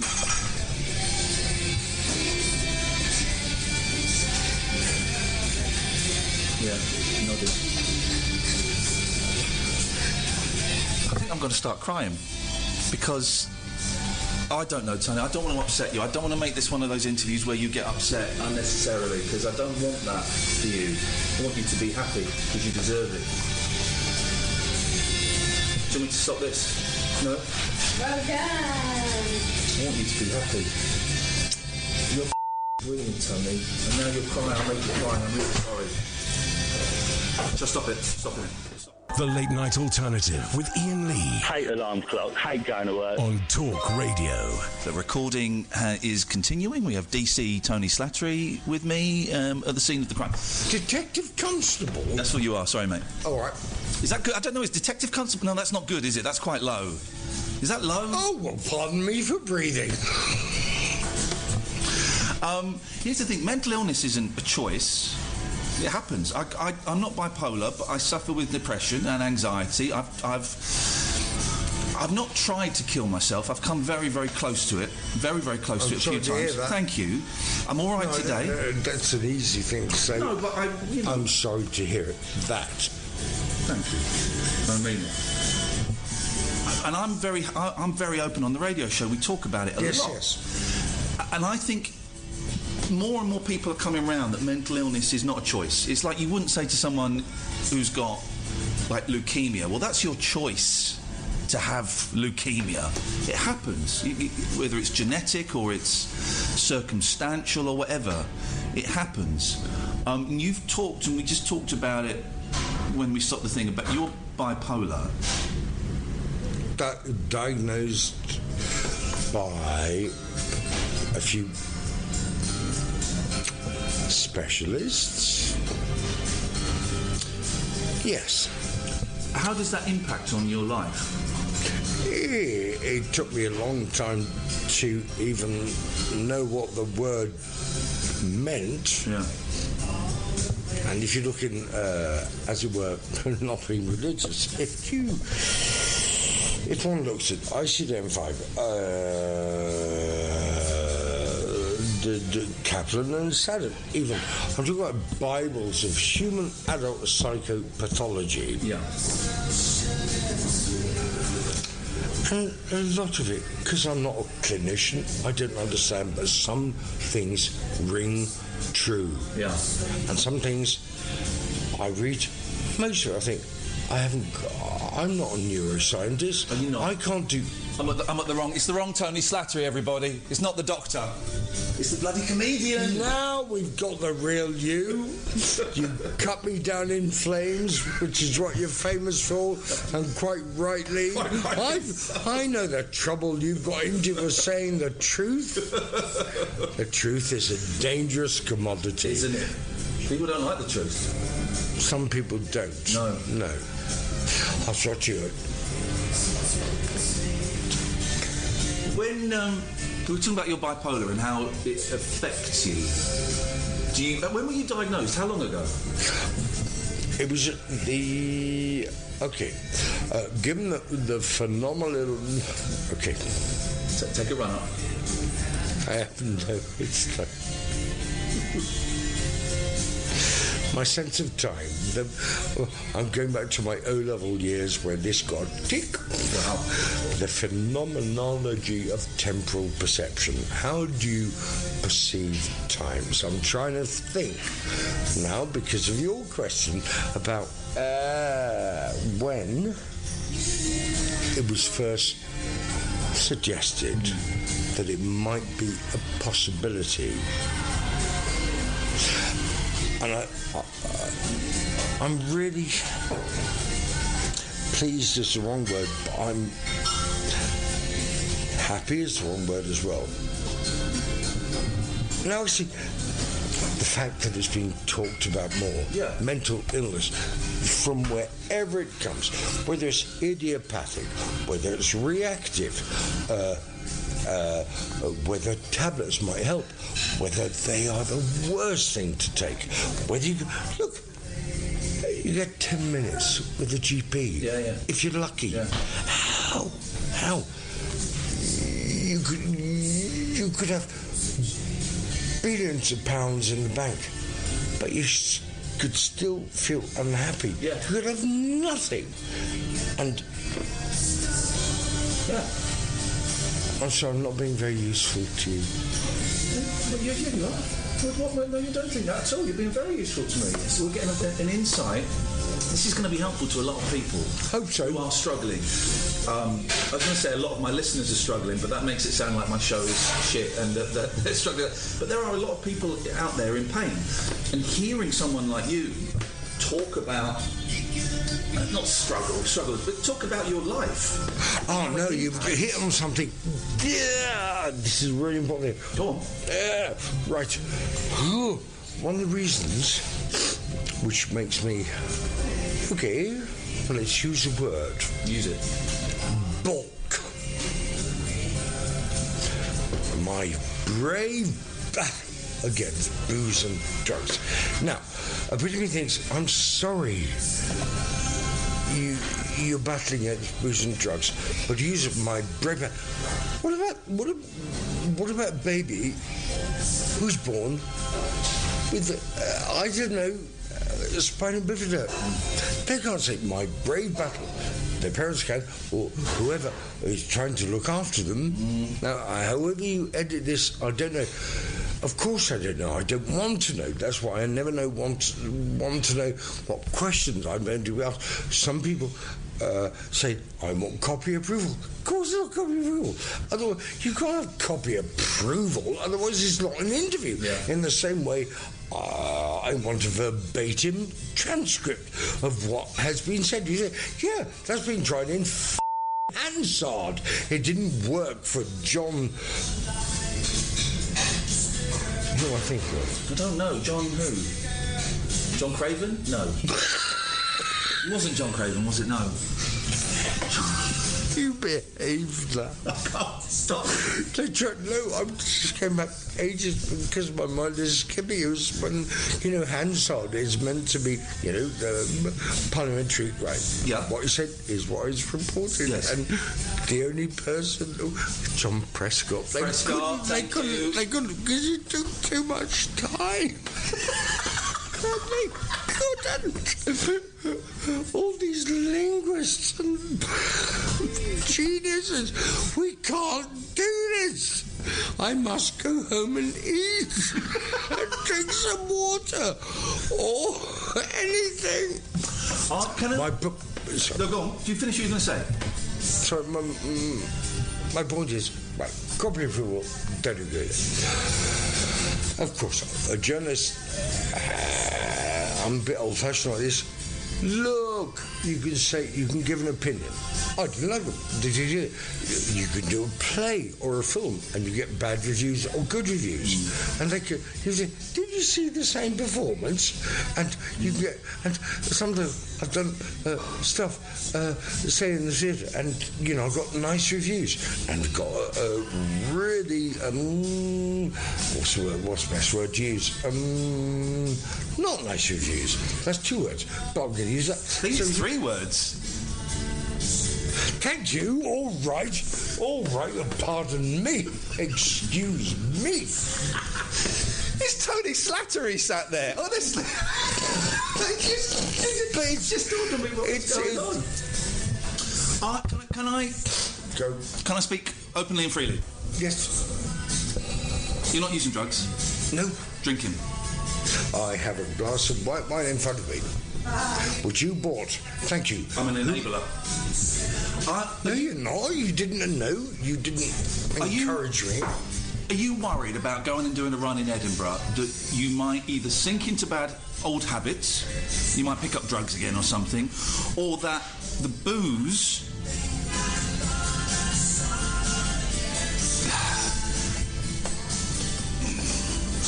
You sound pissed. I sound pissed? Yeah. Okay. And I don't know if that is... I don't know. I'm saying this from a place of love. I don't know if you are. I don't know if you're on medication. I don't know if it's... I don't know. Okay. Couple of things. Go on. If I've crossed the line, I'm really sorry. Hey, I've crossed the line. You're just being honest, which is... This is, yeah.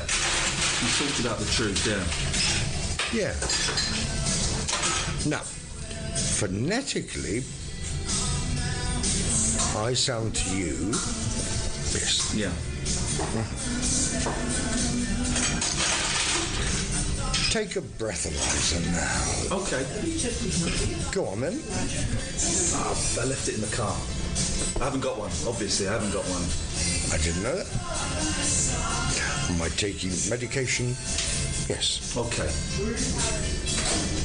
I'm sorry in that case. I crossed the line and I was rude. One, you didn't cross the line. Okay. You weren't rude. It was just a straightforward bloody question. Okay. Are you looking? We talked about you being nervous about Edinburgh. Is there that desire, that spark? Is that still there? Do you know what I mean? The spark that we have as young men. Have you still got that little fire in your chest to perform and to entertain? Yes. Yeah. It's going to be tiring, isn't it? So Edinburgh is always an exhausting... I might lose weight. That'd be good. I feel I've offended you. You haven't at all. Are you sure? You've asked me straightforward questions. Okay. What is next? What do you want to happen after Edinburgh? How do you want it? What would you like after Edinburgh? It's like, I want to remember to cherish the people I love. Yeah. And maybe make amends with the people I might not have been nice to in the past. Sometimes that can happen. Yeah.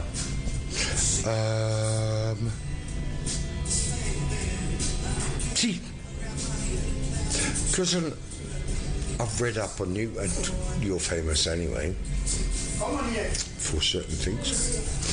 Many good things, many dangerous things, if I may say. Thank you. Yeah, you may. So I could easily have said, no, I don't drink.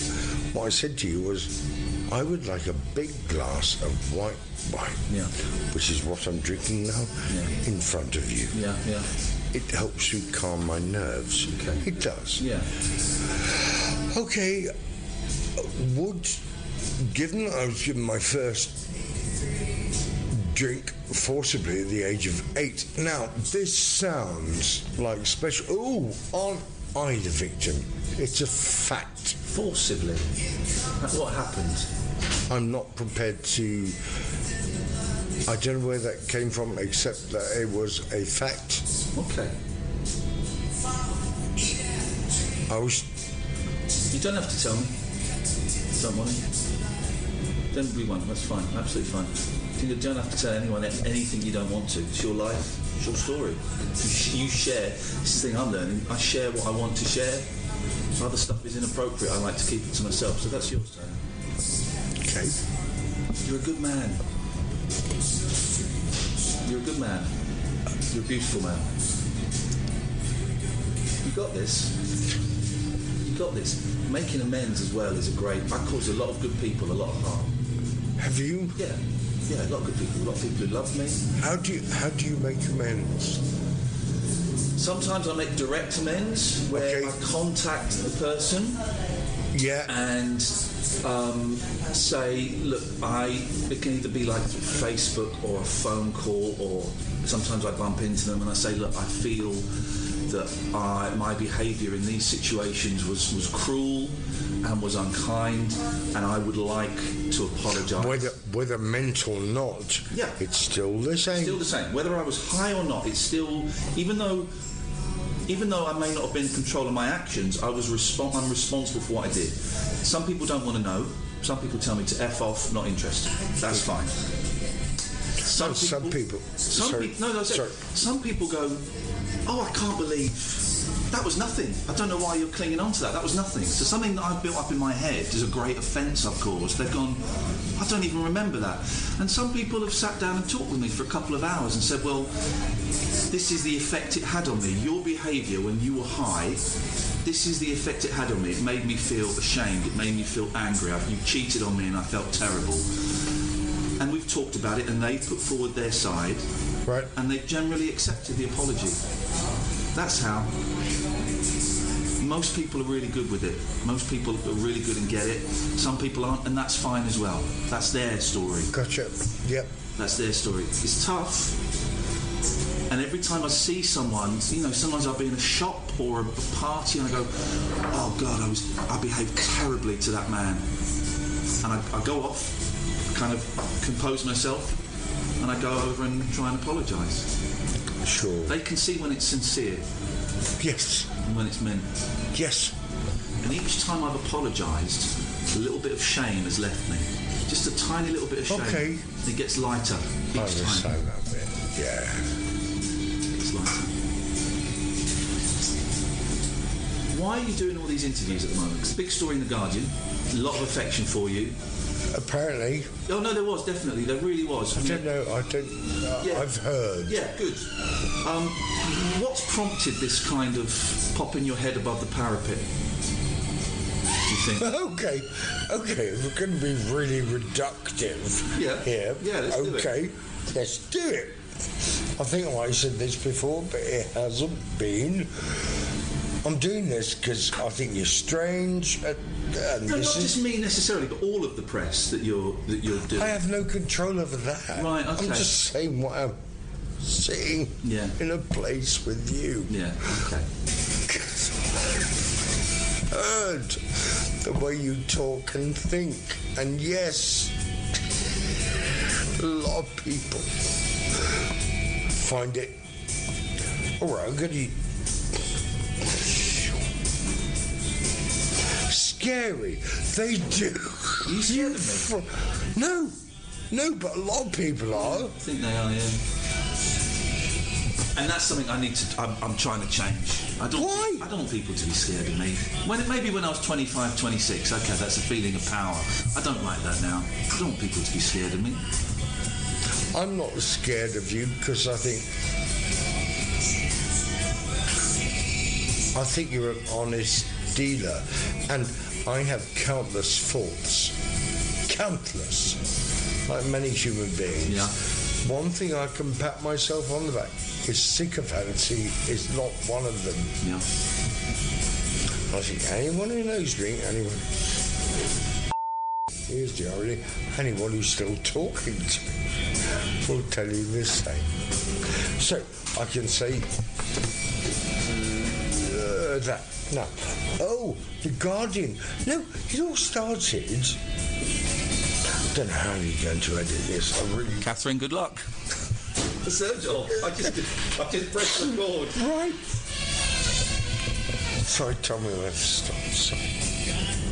Do you want to stop? Should we finish? No, I'm just saying, tell me when to stop. Because I was going to go and tell you something. Tell me something. Tell me. Okay. Right. I'm prodding Tony with a stick to make him tell me.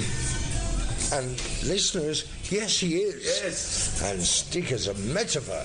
Let me tell you that. Ha! Oh, that's a... Oh, you'll be fine in Edinburgh. You've still got it. No. Okay. Have you want to do it right?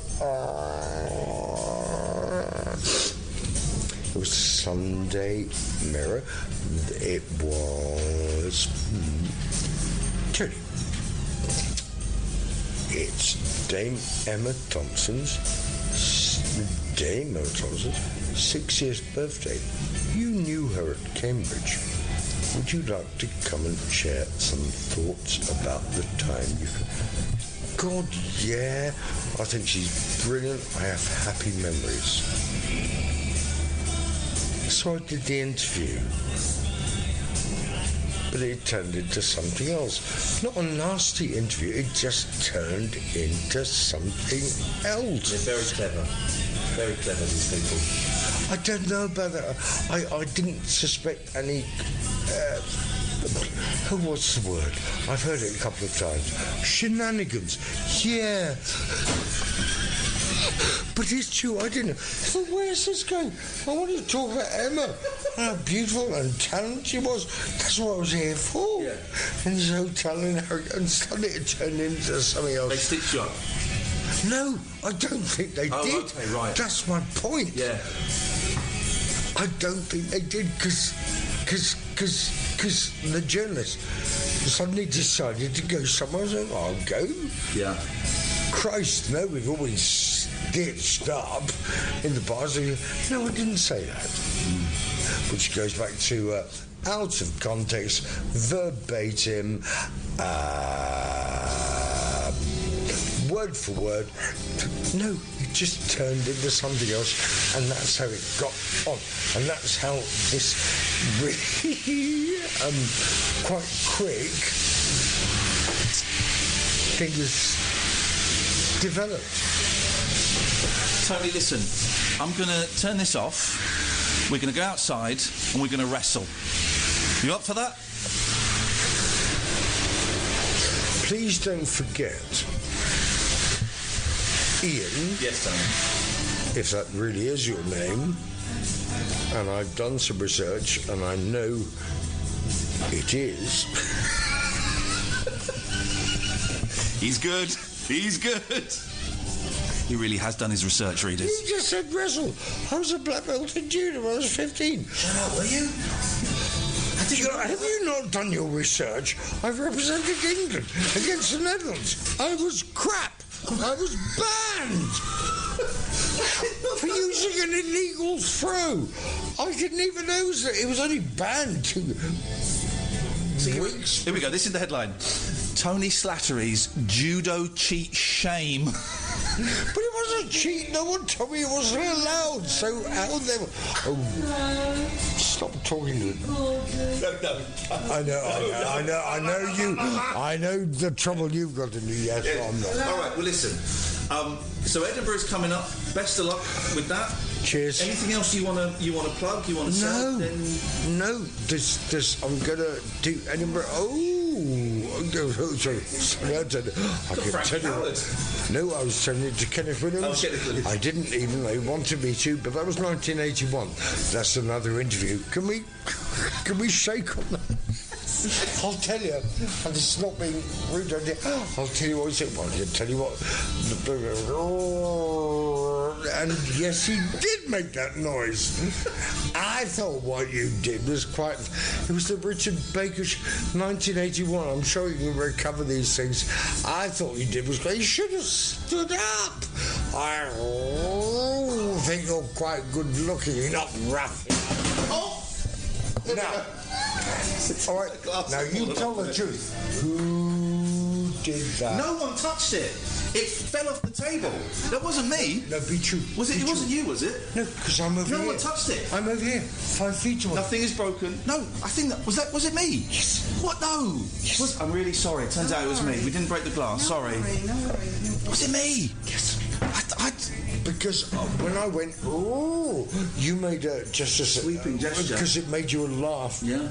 It made you laugh, and then you went. Well, this is proof that you are dangerous. You are dangersely. No, funny. I'm not dangerous. I could have blinded someone with a broken glass. You could have. You and your illegal judo moves. Right. So right. Listen, I'm going to end this because otherwise we're going to be here all day. Kath's got to edit this. Do you want to put some swears in just for Kath at the end? Go on. Except to say, I'm really sorry if this has given you trouble, Kath, but it was nice to speak to you earlier. And Christ, good luck with editing this. And I know it is within the power of you both to make me sound like a complete. May I just say that you really don't need any help in that, because I have done that on a day-by-day basis for many years. All I'm saying is thanks to you both, and it was lovely talking to you. And also, this guy, Ian, I know he's got into trouble before, but at least... He's the dog back now. At least he's honest. So, however you edit it, 2 words. Good luck. Tony, that was a great rehearsal. Should we do the interview for real now? If you put your clothes back on, yes. The Late Night Alternative with Iain Lee on Talk Radio. We have ways of making you talk.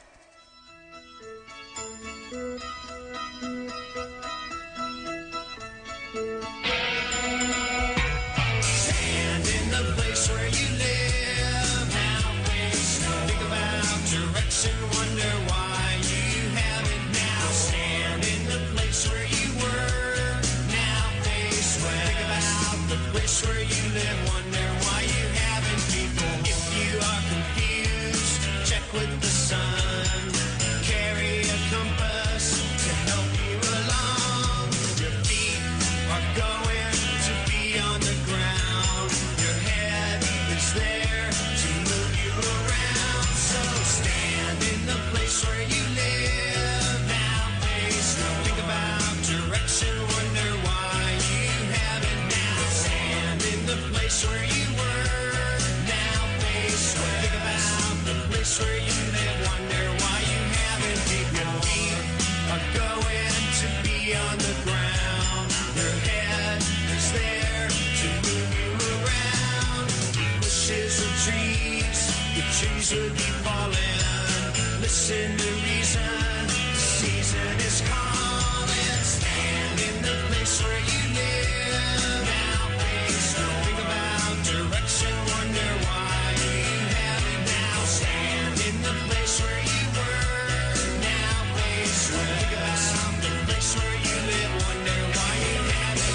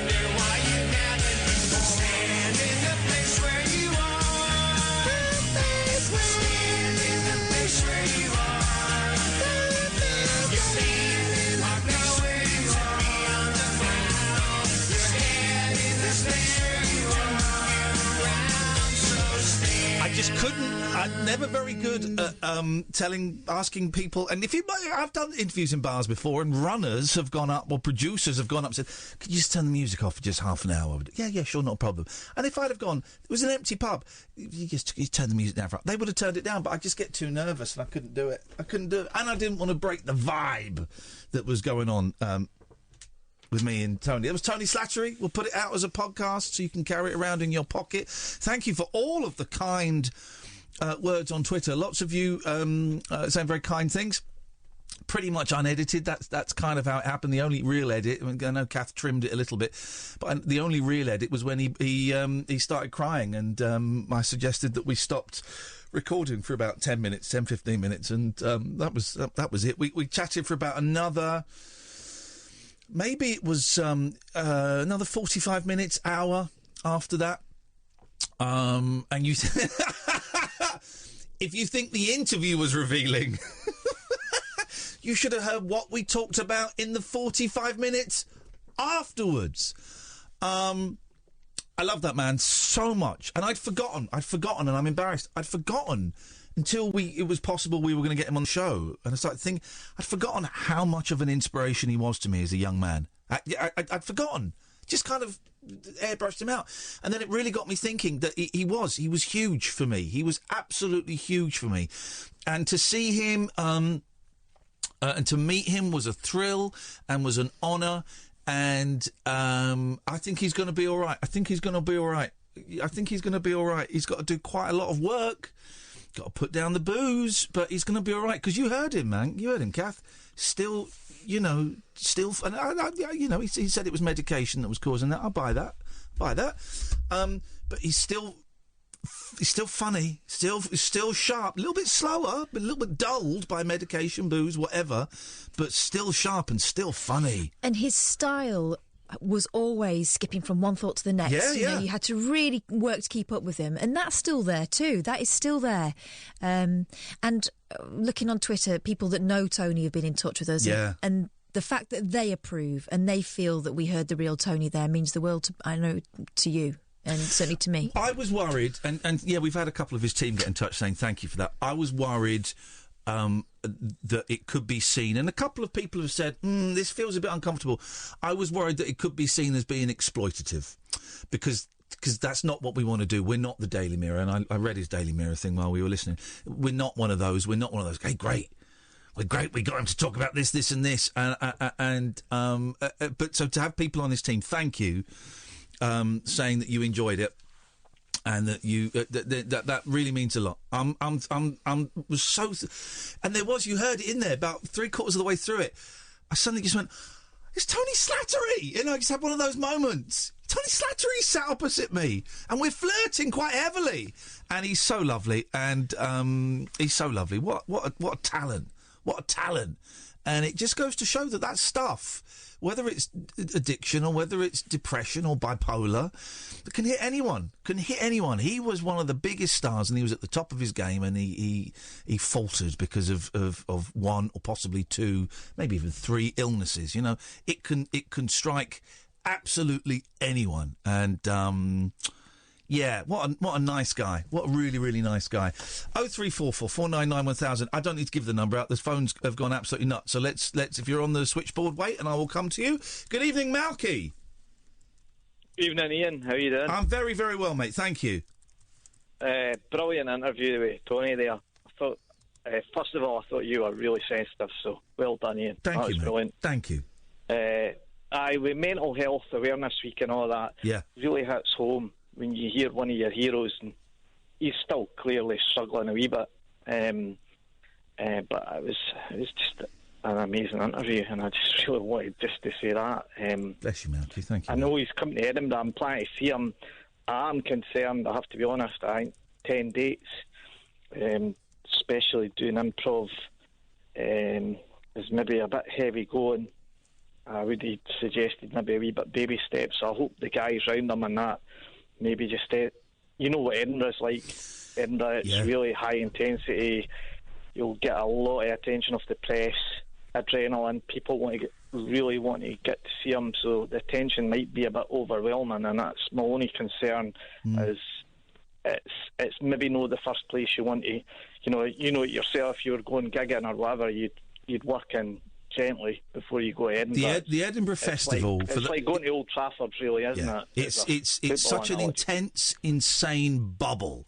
It's a wonderful city, and you're there for the festival. It is insane, and there's pressure, and there's temptations, and there's all kind of things. Here's the thing, Malcolm. I kind of have the same concerns, and I wonder if it's the best idea. I know he's done it. I think he was there last year. I know he's got a great team around him, right? He's got good people around him who've got an eye out for him. So it's not like, it's not like there's some Svengali going, right, we're going to milk Slattery for all we can. No, these are people who actually love him. Yeah. So he's surrounded by good people. Personally, he's in the stand, isn't he? It's small venues, so it's not one of the bigger venues. It's going to be, I would imagine, in that room there's going to be so... And I've just been invited to see him do a show in June, me and Katherine, which I'm thrilled about. There's going to be so much affection for him in that room, so much affection that he will not be able to do anything wrong. My concern would be that someone else does an interview with him who, for one of the papers that stitches him up. That's my concern, because there's a vulnerability there that you could hear in the fact that... That's the thing, Ian. He was on this week with Andrew Neil, and I saw some of the feedback after that, and it's obviously people who weren't fully aware of his back, the difficulties he'd had, and even the way that went, it concerned me, because people were just speaking as they saw it. But you know what the journalists can be like. They can totally do a... Oh, they can stitch him up. They can stitch him up. What he was saying about Emma Thompson. Yeah. Exactly that. I agree. I would, I offered... we had a really intimate chat afterwards, and I don't want to give away too much, but I did say to him, look, if you ever want someone to go to a meeting with, an AA meeting, you've got my number, give me a call, and I'll go and sit in a meeting with you. I've got a problem with that, because that's what I do anyway, and I'll happily take you. I just want him to get sober. Here's from my experience, you can't treat any of the other stuff until you're sober. But I get why he drinks. I understand why he drinks. Hey, nice one, Malky. Thanks for your call, man. I just want to say you were brilliant, really sensitive. Well done, Ian. Superb. Thank you, Malky. I appreciate that. Thank you very much indeed. It's weird 'cause I don't want to say.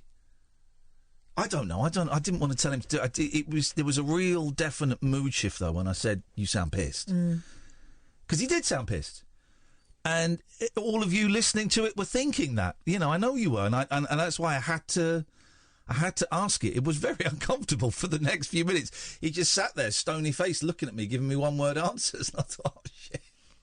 You can hear me stumbling, going, right. Well, how am I going to get out of this? But it had to be addressed. It had to be addressed. He's a good man. He's a good man. I don't want to keep saying it, but he's a good man. And there are loads of good men and good women who drink for whatever reason, and there is an alternative. We should give out the AA alcoholic. I just tweeted it. Let's give out Alcoholics Anonymous phone number, actually, because I think that would be an appropriate thing in case this has touched a nerve with you, dear listener, or maybe someone you know or something. So the number for AA is 020 7407 0700. 0207 407 0700. And the number for NA, Narcotics Anonymous, is 0300 999 1212. Can I offer one more number? Yeah. This is for Al-Anon, which is for people who are affected by someone else's drinking, so family and friends of someone who has a problem. They've got a free confidential helpline, and they also have groups, because, that person who is supporting, someone, a loved one who is dealing with a drink problem, also needs someone to look out for them. Yeah. So 0800 0086 811. 0800 0086 811. We got Katherine, we got Sohail, we got Roger, and we got Julie. This is the Late Night Alternative on Talk Radio. The Late Night Alternative with Iain Lee on Talk Radio. We'll get you talking. 0344 499 1000 is the telephone number if you want to give us a call. Let's try Sohail. Good evening, Sohail. Sohail? Hello? No? Gone? 3, 2, 1. I had you on mute. I'm so sorry. Oh, flipping it, man. You were so close. The hand was over the bell. The finger was on the cutout. I was about to get cut off. Oh, shit. You're about to get cut off now. What are you speaking through? Like a walkie-talkie?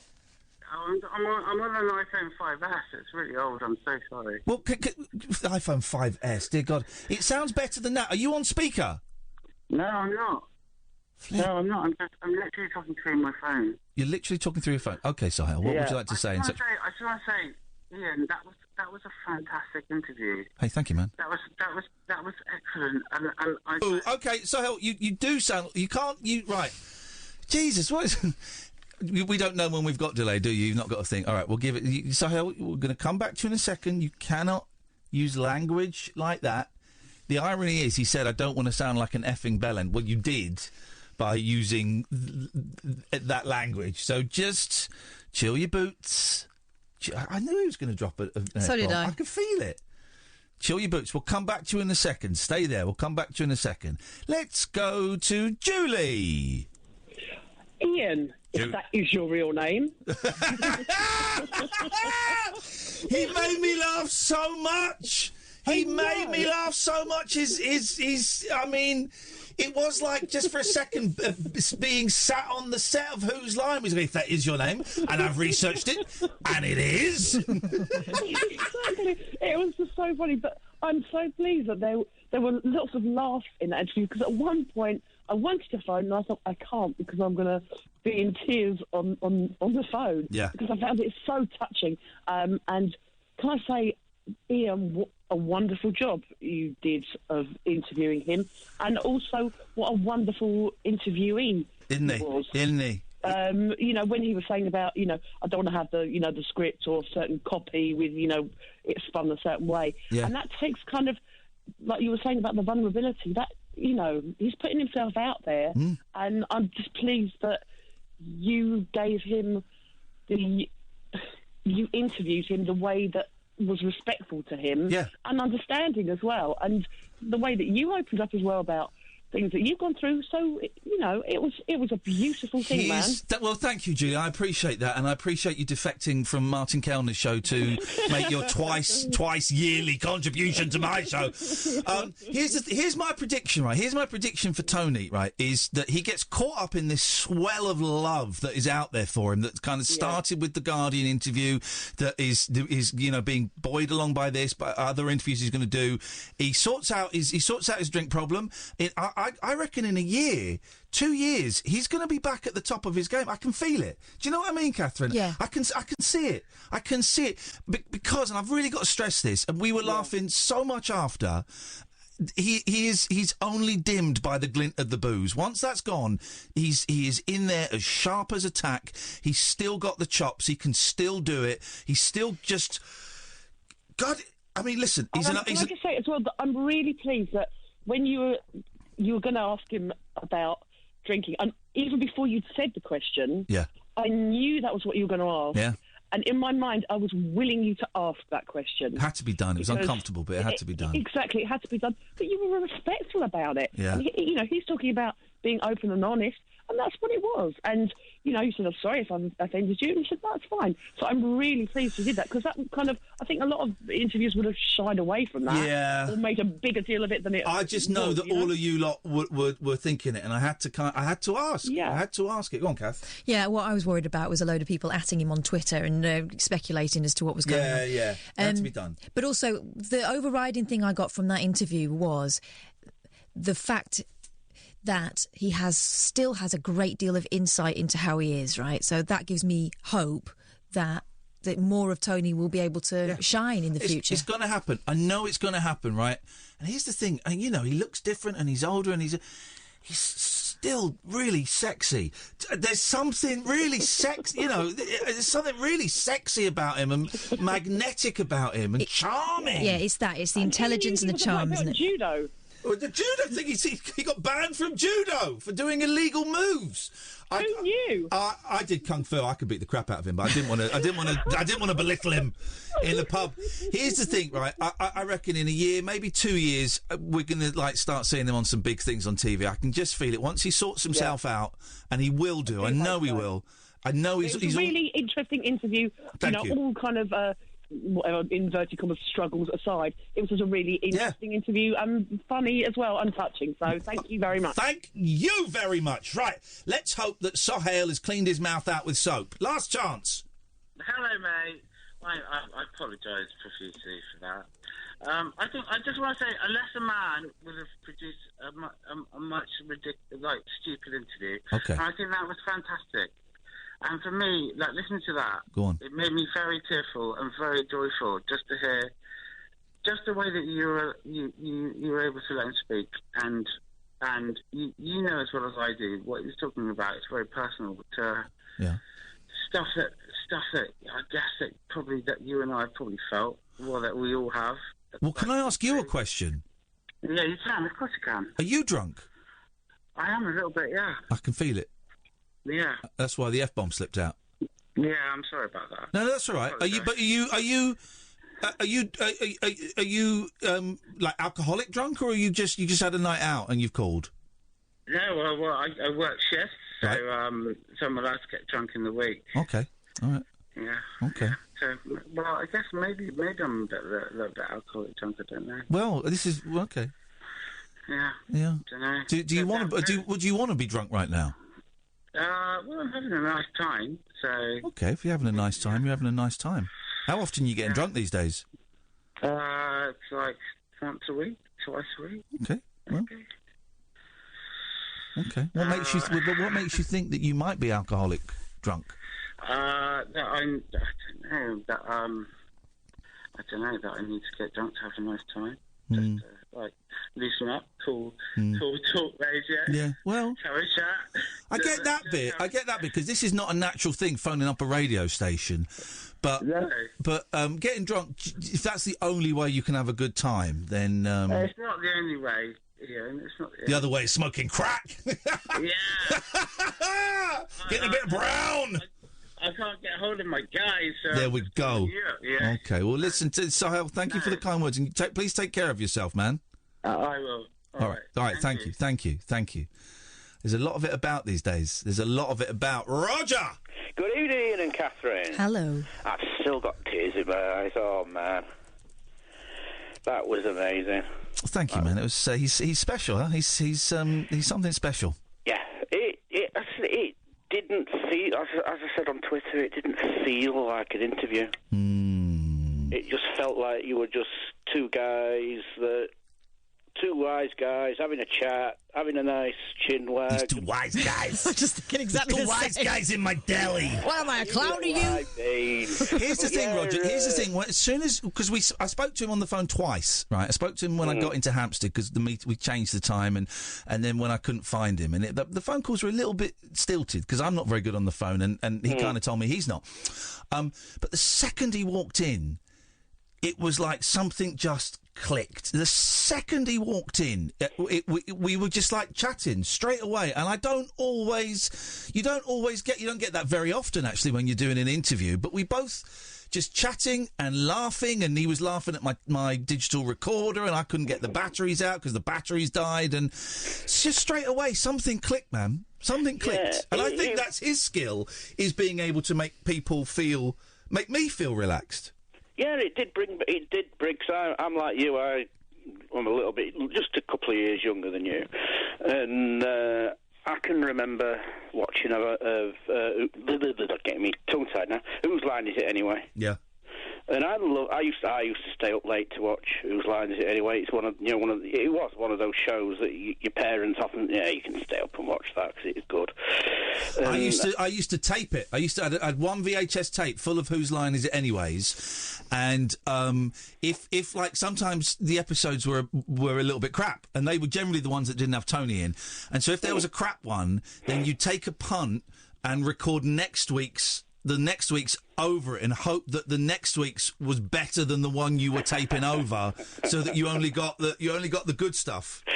Yeah, I'm going to have to go on a YouTube rabbit hole, try and watch some old clips of him on the YouTubes, because he's still sharp. He's funny. It's one of those ones where 1 minute I'm laughing my head off, and the next minute I've got tears in my eyes. Then I'm laughing again with tears in my eyes, and it's It was just brilliant. Oh, and thank you, Roger. Thank you. I really, really hope, Catherine, the beeper machine survived.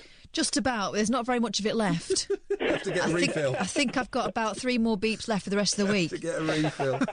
Thank you, Roger. That means a lot because I was worried. I was worried about playing it out because I didn't want it to be seen as exploitative. You know, because that's the last thing we want. Yeah. I want him to win. I want him to win.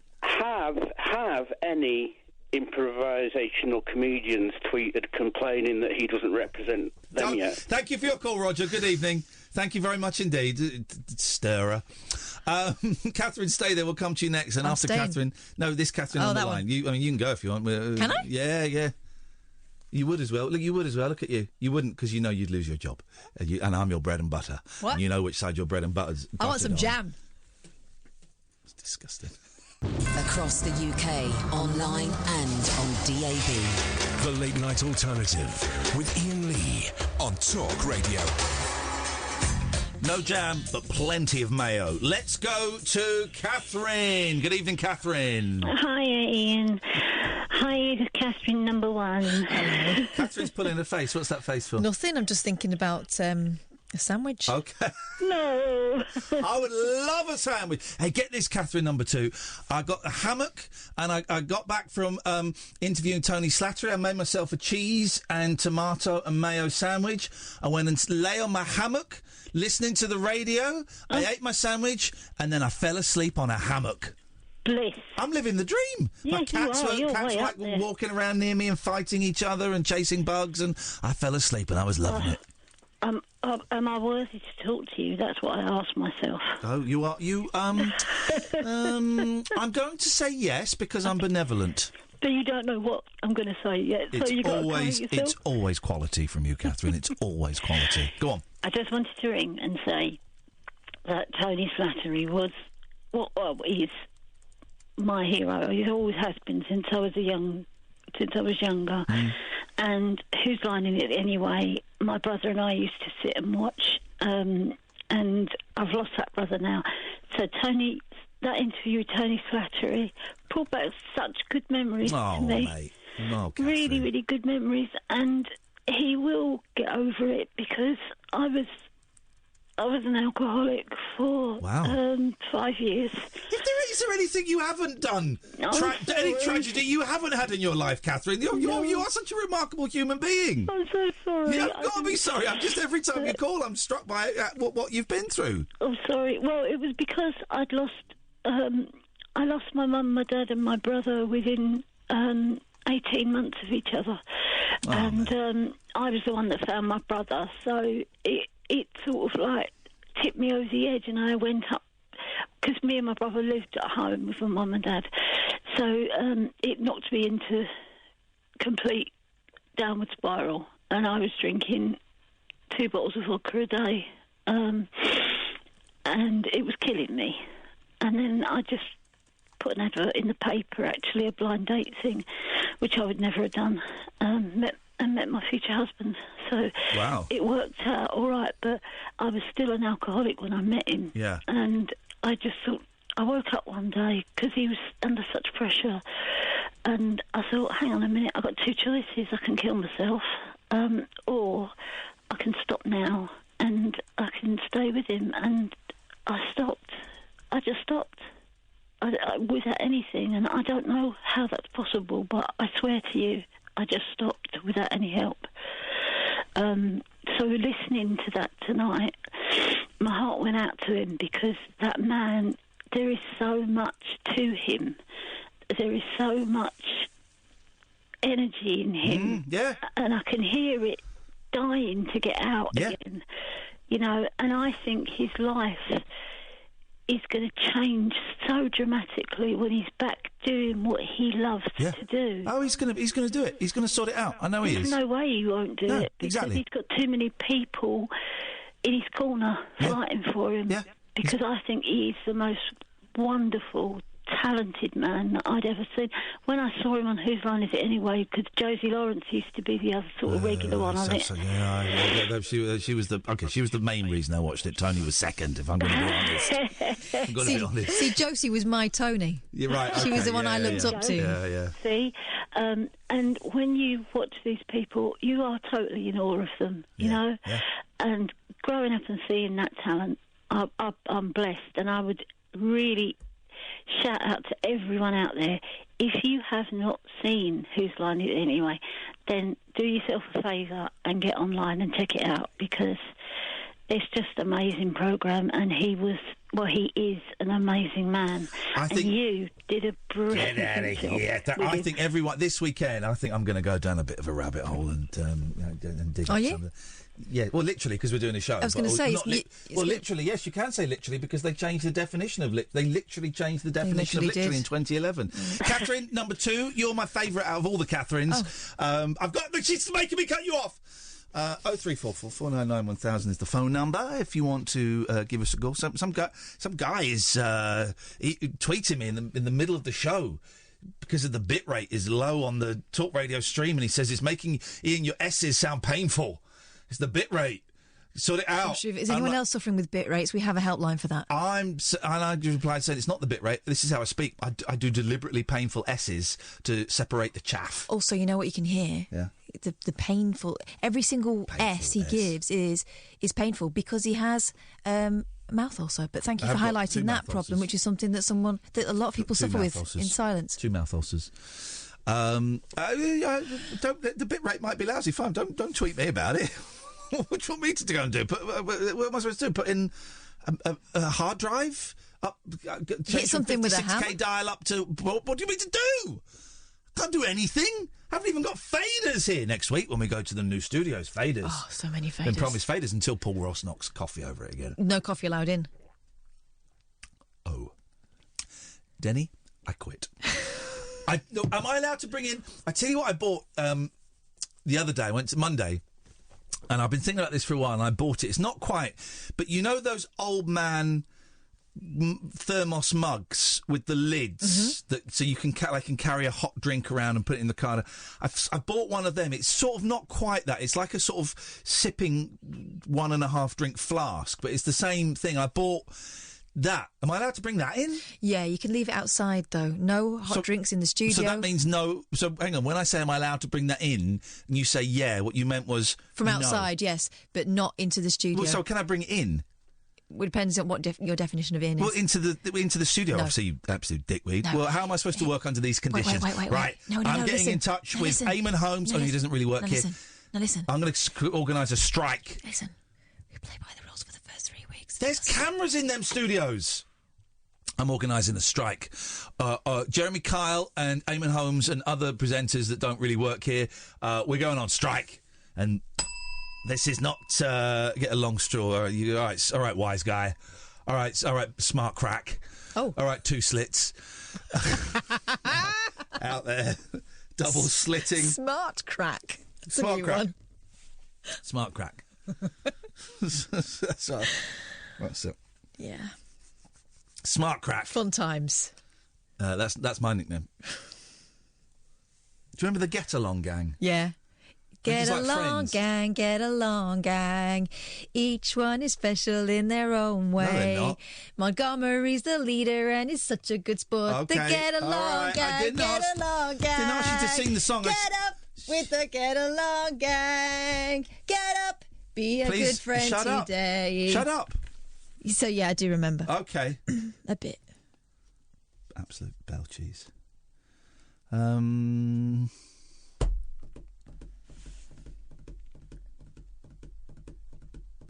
Oh, so right, here's the thing. Is Morrissey a confirmed racist then? Do we know this? We know this for sure, do we? I thought it was still up in the air. Here's the thing. Jimmy Fallon under fire for letting Morrissey wear an anti-Islam far-right group's pin while promoting latest album on his show. Morrissey sparked controversy by sporting an anti-Islam pin while appearing on The Tonight Show starring Jimmy Fallon on Monday. The former Smiths frontman sparked fierce backlash against both himself and the late night host as he was performing his song "Go Home Dark Boys." Morning Starship for his album California Sun. For Britain, that's what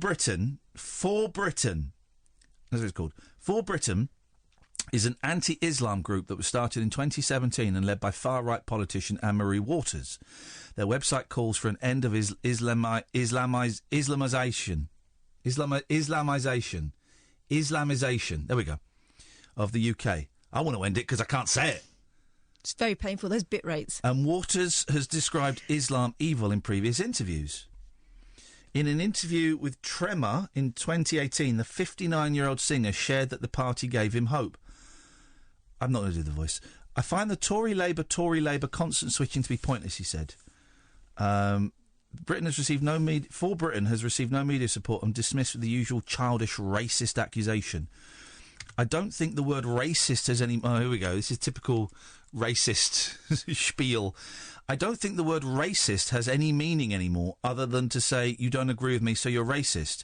People can be utterly, utterly stupid.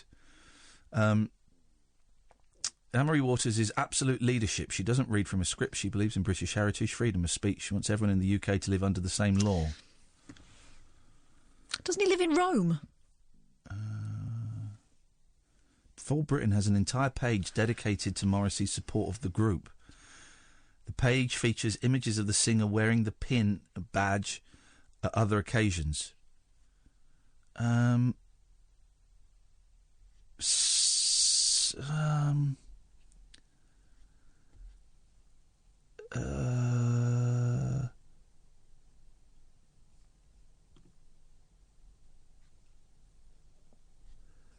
So he is racist now.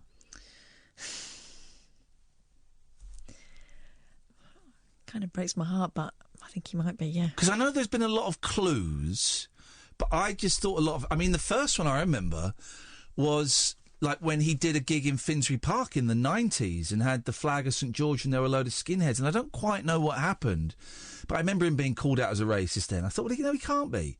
No. And that was like 25 years ago.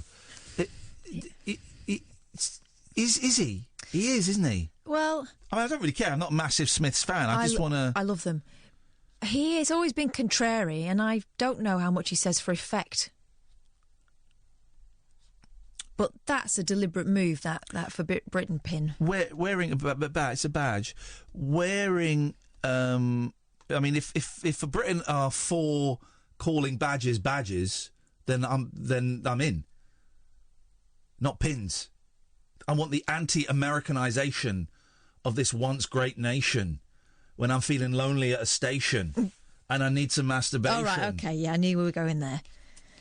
Again. There's a sense of desperation as I touch my penisation. And long for some inflation. Here we go. But there's just devastation. OK, all right, that's personal issues being discussed on air. That's private. There's private issues. So Morrissey is racist. Say it. Say it, Katherine. I don't know. Say Morrissey is a racist. I'm not saying it. Say it. No, I'm not. Oh, so you support racism? No, okay, there we have it. There we have it. Katherine supports racism. She's anti-Islamic. She's anti-black. Wow. So Katherine is... It's escalated. Katherine is... Well, racism does, mate. Racism does. So Katherine is a racist. This is Talk Radio. The Late Night Alternative with Iain Lee. I've forgotten your name already, excuse me. On Talk Radio. 0344 499 hang on. Lunch with Kelsey Grammer tomorrow, guys. Lunch with Kelsey Grammer. Oh, yeah, what time? Huh?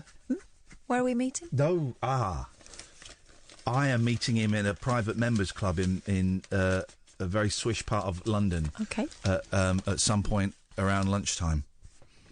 Oh. You will not be attending because you are not special. I am special. I'm blessed. I'm hosting a thing with him in a couple of weeks, a few weeks. I don't even know how long. On my birthday, my 46th birthday. I should probably put some effort into researching it. That's what tomorrow's about, isn't it? Yeah, I suppose so. Enjoy life to the full. Don't quit carbs and rock a bikini at any age. These are not just my life tips. These are the life tips in some crappy story in the newspaper. These are among the life lessons from women aged 50+ who are asked to share their pearls of wisdom. So here we go. These are the top 20 pearls of women. Pearls of women? Pearls of wisdom. Oh. Pearls of women. The elusive pearl of woman. Nobody's business but their own. These are the top 20 pearls of wisdom from women. Okay, well, this doesn't... Number 20, when your kids leave home, you get your marriage back. But number 19 is, second marriages are usually better. Wow, that says it all. 18, you'll become more stylish in your 50s. Can't come soon enough for you, Katherine. Outrageous. 17, be confident in a bikini at any age. Well... 16, sex It depends where you're wearing the bikini, doesn't it? Funeral, bit awkward. Supermarket, frowned upon. OK, Kath's doing the commentary on this one. OK, right, fine. Here's number 16. Sex does get better with age. Not like cheese. Cheesy sex. God! I just meant cliched. Oh, I just meant cliched, not unhygienic. 15, always put friendships before romance. Depends. 14, never use sunbeds. You can't get sunbeds anymore, can you? I thought it's all tanning salons. Well, that's what sunbeds. No, it's not. Self-tan and sunbeds are available. Tanning salons are not sunbeds. It's the ones you spray. You stand in the tube and they spray you with brown muck. Oh, but sometimes you stand in the tube and they zap you. Someone's mum would always have a sunbed in the spare room. And you would know it was on because it would go blue. It would go blue. Life is too short to deny yourself carbs. I don't even know what that sentence means. Eat crisps. You are never too old to wear your hair long. These are, come on, guys. These are lousy. Always use your right to vote. Gosh. Trust your gut. Number 10. Trust your gut feelings when it comes to men. You're nodding to that. Preach. Number 9. Material things do not matter. Incorrect. Number 8. You will get through the menopause. Whether you like it or not. Number 7. Look after your skin. Oh, these are boring. Number 6, always be financially independent. Boring. Number 5, plan for the future. Boring. Number 4, nothing is more important than family. Don't tell me that. Do you think I'm thick? What if your family's a nightmare? No, this is for you. This is for women, not for me. Perfection. Number 3, perfection does not exist. So stop striving for it. Oh, Jesus. This is just a waste of Who's had one of them special calendars for Christmas and has decided to do all the days at once? Number 2, be present in the moment and appreciate the small things. I mean, how small? Why is everything about tiny penises? Is that on there? Number 1, size does matter. Number 1, life is short. Ain't it just? Life is short, so make the most of it.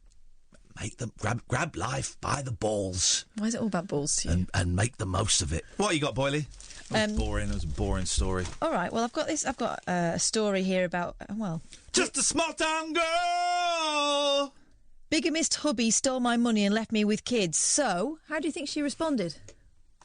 Hang on, David. Stop tweeting me about the bit rate. I can't do anything about it. I'm a presenter. I can't do anything. I'm a little bit busy, and I can't do anything. But well done for knowing bit rates. Well done for knowing bit rates. Is that what you want? Good luck. Katherine, I do apologise, please. Bigamist hubby stole my money and left me with kids, so I started a drug empire. Oh, flipping it, Didn't see that one coming, did you? When Christine Musen, 59, discovered her husband's betrayal, she became a nun and created a buzzing business, as told in the film... Buzzing, yes, again. Breaking Habits. This is in her voice, not mine. I grew up as one of 6 children in a devout Catholic family in the USA. I did everything I was supposed to. I went to church and I studied hard. After college, I climbed the corporate ladder as a business analyst and landed a management job at a data communications company in Georgia, the first woman in that role. Georgia, Miss Jones. But sexism was rife and male colleagues made my life a misery. I live in Georgia, Miss Dubois. Except Gary. He had my back and we became friends. But when he wanted to start dating, I hesitated. She copied my accent. I was doing that accent better. first. He told me he was divorced with a young daughter and I didn't want him if he was on the rebound. Mm-hmm. After he reassured me, I eventually gave in. Christine, I'm ready to move on. Well, sir, I'm ready to take you. We married in 1991 and our family was complete when our daughter Megan and sons Walter and Alex were born. Walter. I was totally in love. Little did I know a nightmare was secretly unraveling. Fast forward to 2005. We just returned to our Kentucky home after 10 wonderful years in Amsterdam. Oh, then wonderful years in Amsterdam where I've been working for a U.S. telecommunications company. Gary had seemed happy being a house husband, and I'd managed to save $1 million in my business account. Wow-wee! I was proud of my success, and I thought he was too. But just before Christmas, when I was talking about investing some of my earnings, he just stared at me. There is no money, he said coldly. Is Paul Ross stood there? No, he's not, is he? I can't see. He's there, is he? Oh, fine. If you want it, you'll have to beg for it. What? Paul Ross will beg for Paul Ross? I struggled to breathe. What are we talking about? I realised he'd spent all my money and our marriage had been a lie. He spent $1 million? Yeah. Oh, Miss Dubois. All he wanted was to control me. Looking back, I think he was so full of self-loathing that he couldn't quite stand the fact that I loved and trusted him. So, sobbing, I rang my mother and told her what he'd done. Blah, blah, blah. You're going to make this work with Gary, she said. I filed for divorce, and the court ordered Gary to leave our home while I fought for custody of the kids. Only then did I discover the depth of his deceit. In the garage under a tarpaulin, I found my business filing cabinet, which had disappeared. This is a nun? Not yet. I trembled with anger at the discovery he put my business in his name and siphoned my money into accounts in different countries. Yeah. But then my lawyer dropped another bombshell. Gary was still married to his first wife. What is going on in Naughty, this? naughty Gary. Yet? Not yet. His betrayal was so horrifying, I didn't know how to recover. Fled to California. Became a nun. He stopped paying child support. Divorce came through 2007. Gosh, you're really committed to this story. Well, I'm hurrying up now. You should take a tip from the newsreader we get here sometimes, the one who makes, like... Oh, stories. He was married to someone else. And 5 children died. I like her. All news should be done like that. The lovely Kate Partridge. She's great, yeah. Anyway. Upbeat, downbeat news. She started selling cannabis. Kate Partridge, the newsreader. Did she? No. Has she got any today? We've had this woman on the show a couple of weeks ago. And then became a nun. Did you? Yeah, we had her on a couple of weeks ago. Kate Partridge. She does the news. No, we had Kate Partridge on last night, but we had the nun woman. Or they're not really. They're not Catholic nuns. The nun woman. They're kind of a sisterhood. Yeah, they are. The hippie nuns. Man. They wear shades and walk like Reservoir Dogs in this picture. Yeah, and they also have the old conjugals. Oh, there we go. They do. We got Kassif on the line. Good evening, Kassif. Good evening, Ian. Good evening, Kassif. I want to ask you, what do you think about Jeremy Kyle getting axed? Man, well, first of all, we talked about it yesterday, then we talked about it earlier, and now we've got like 2 minutes. So, I mean, a short. I can give you a really, really short, reductive answer. Go on then. But you lose all of the nuance and all of the shade and all of the caveats. Do you want the short, reductive answer that is meaningless? Yeah, go on. I'll rewatch the show anyway. So. Okay, probably for the best. That's the short answer, and I haven't got time to go into any more detail. I mean, I think that... You have, apparently. Okay, fine. I think that nobody forced these people to go on the show. They go on there to get paid money. So really, it's not the studio's fault, is it really?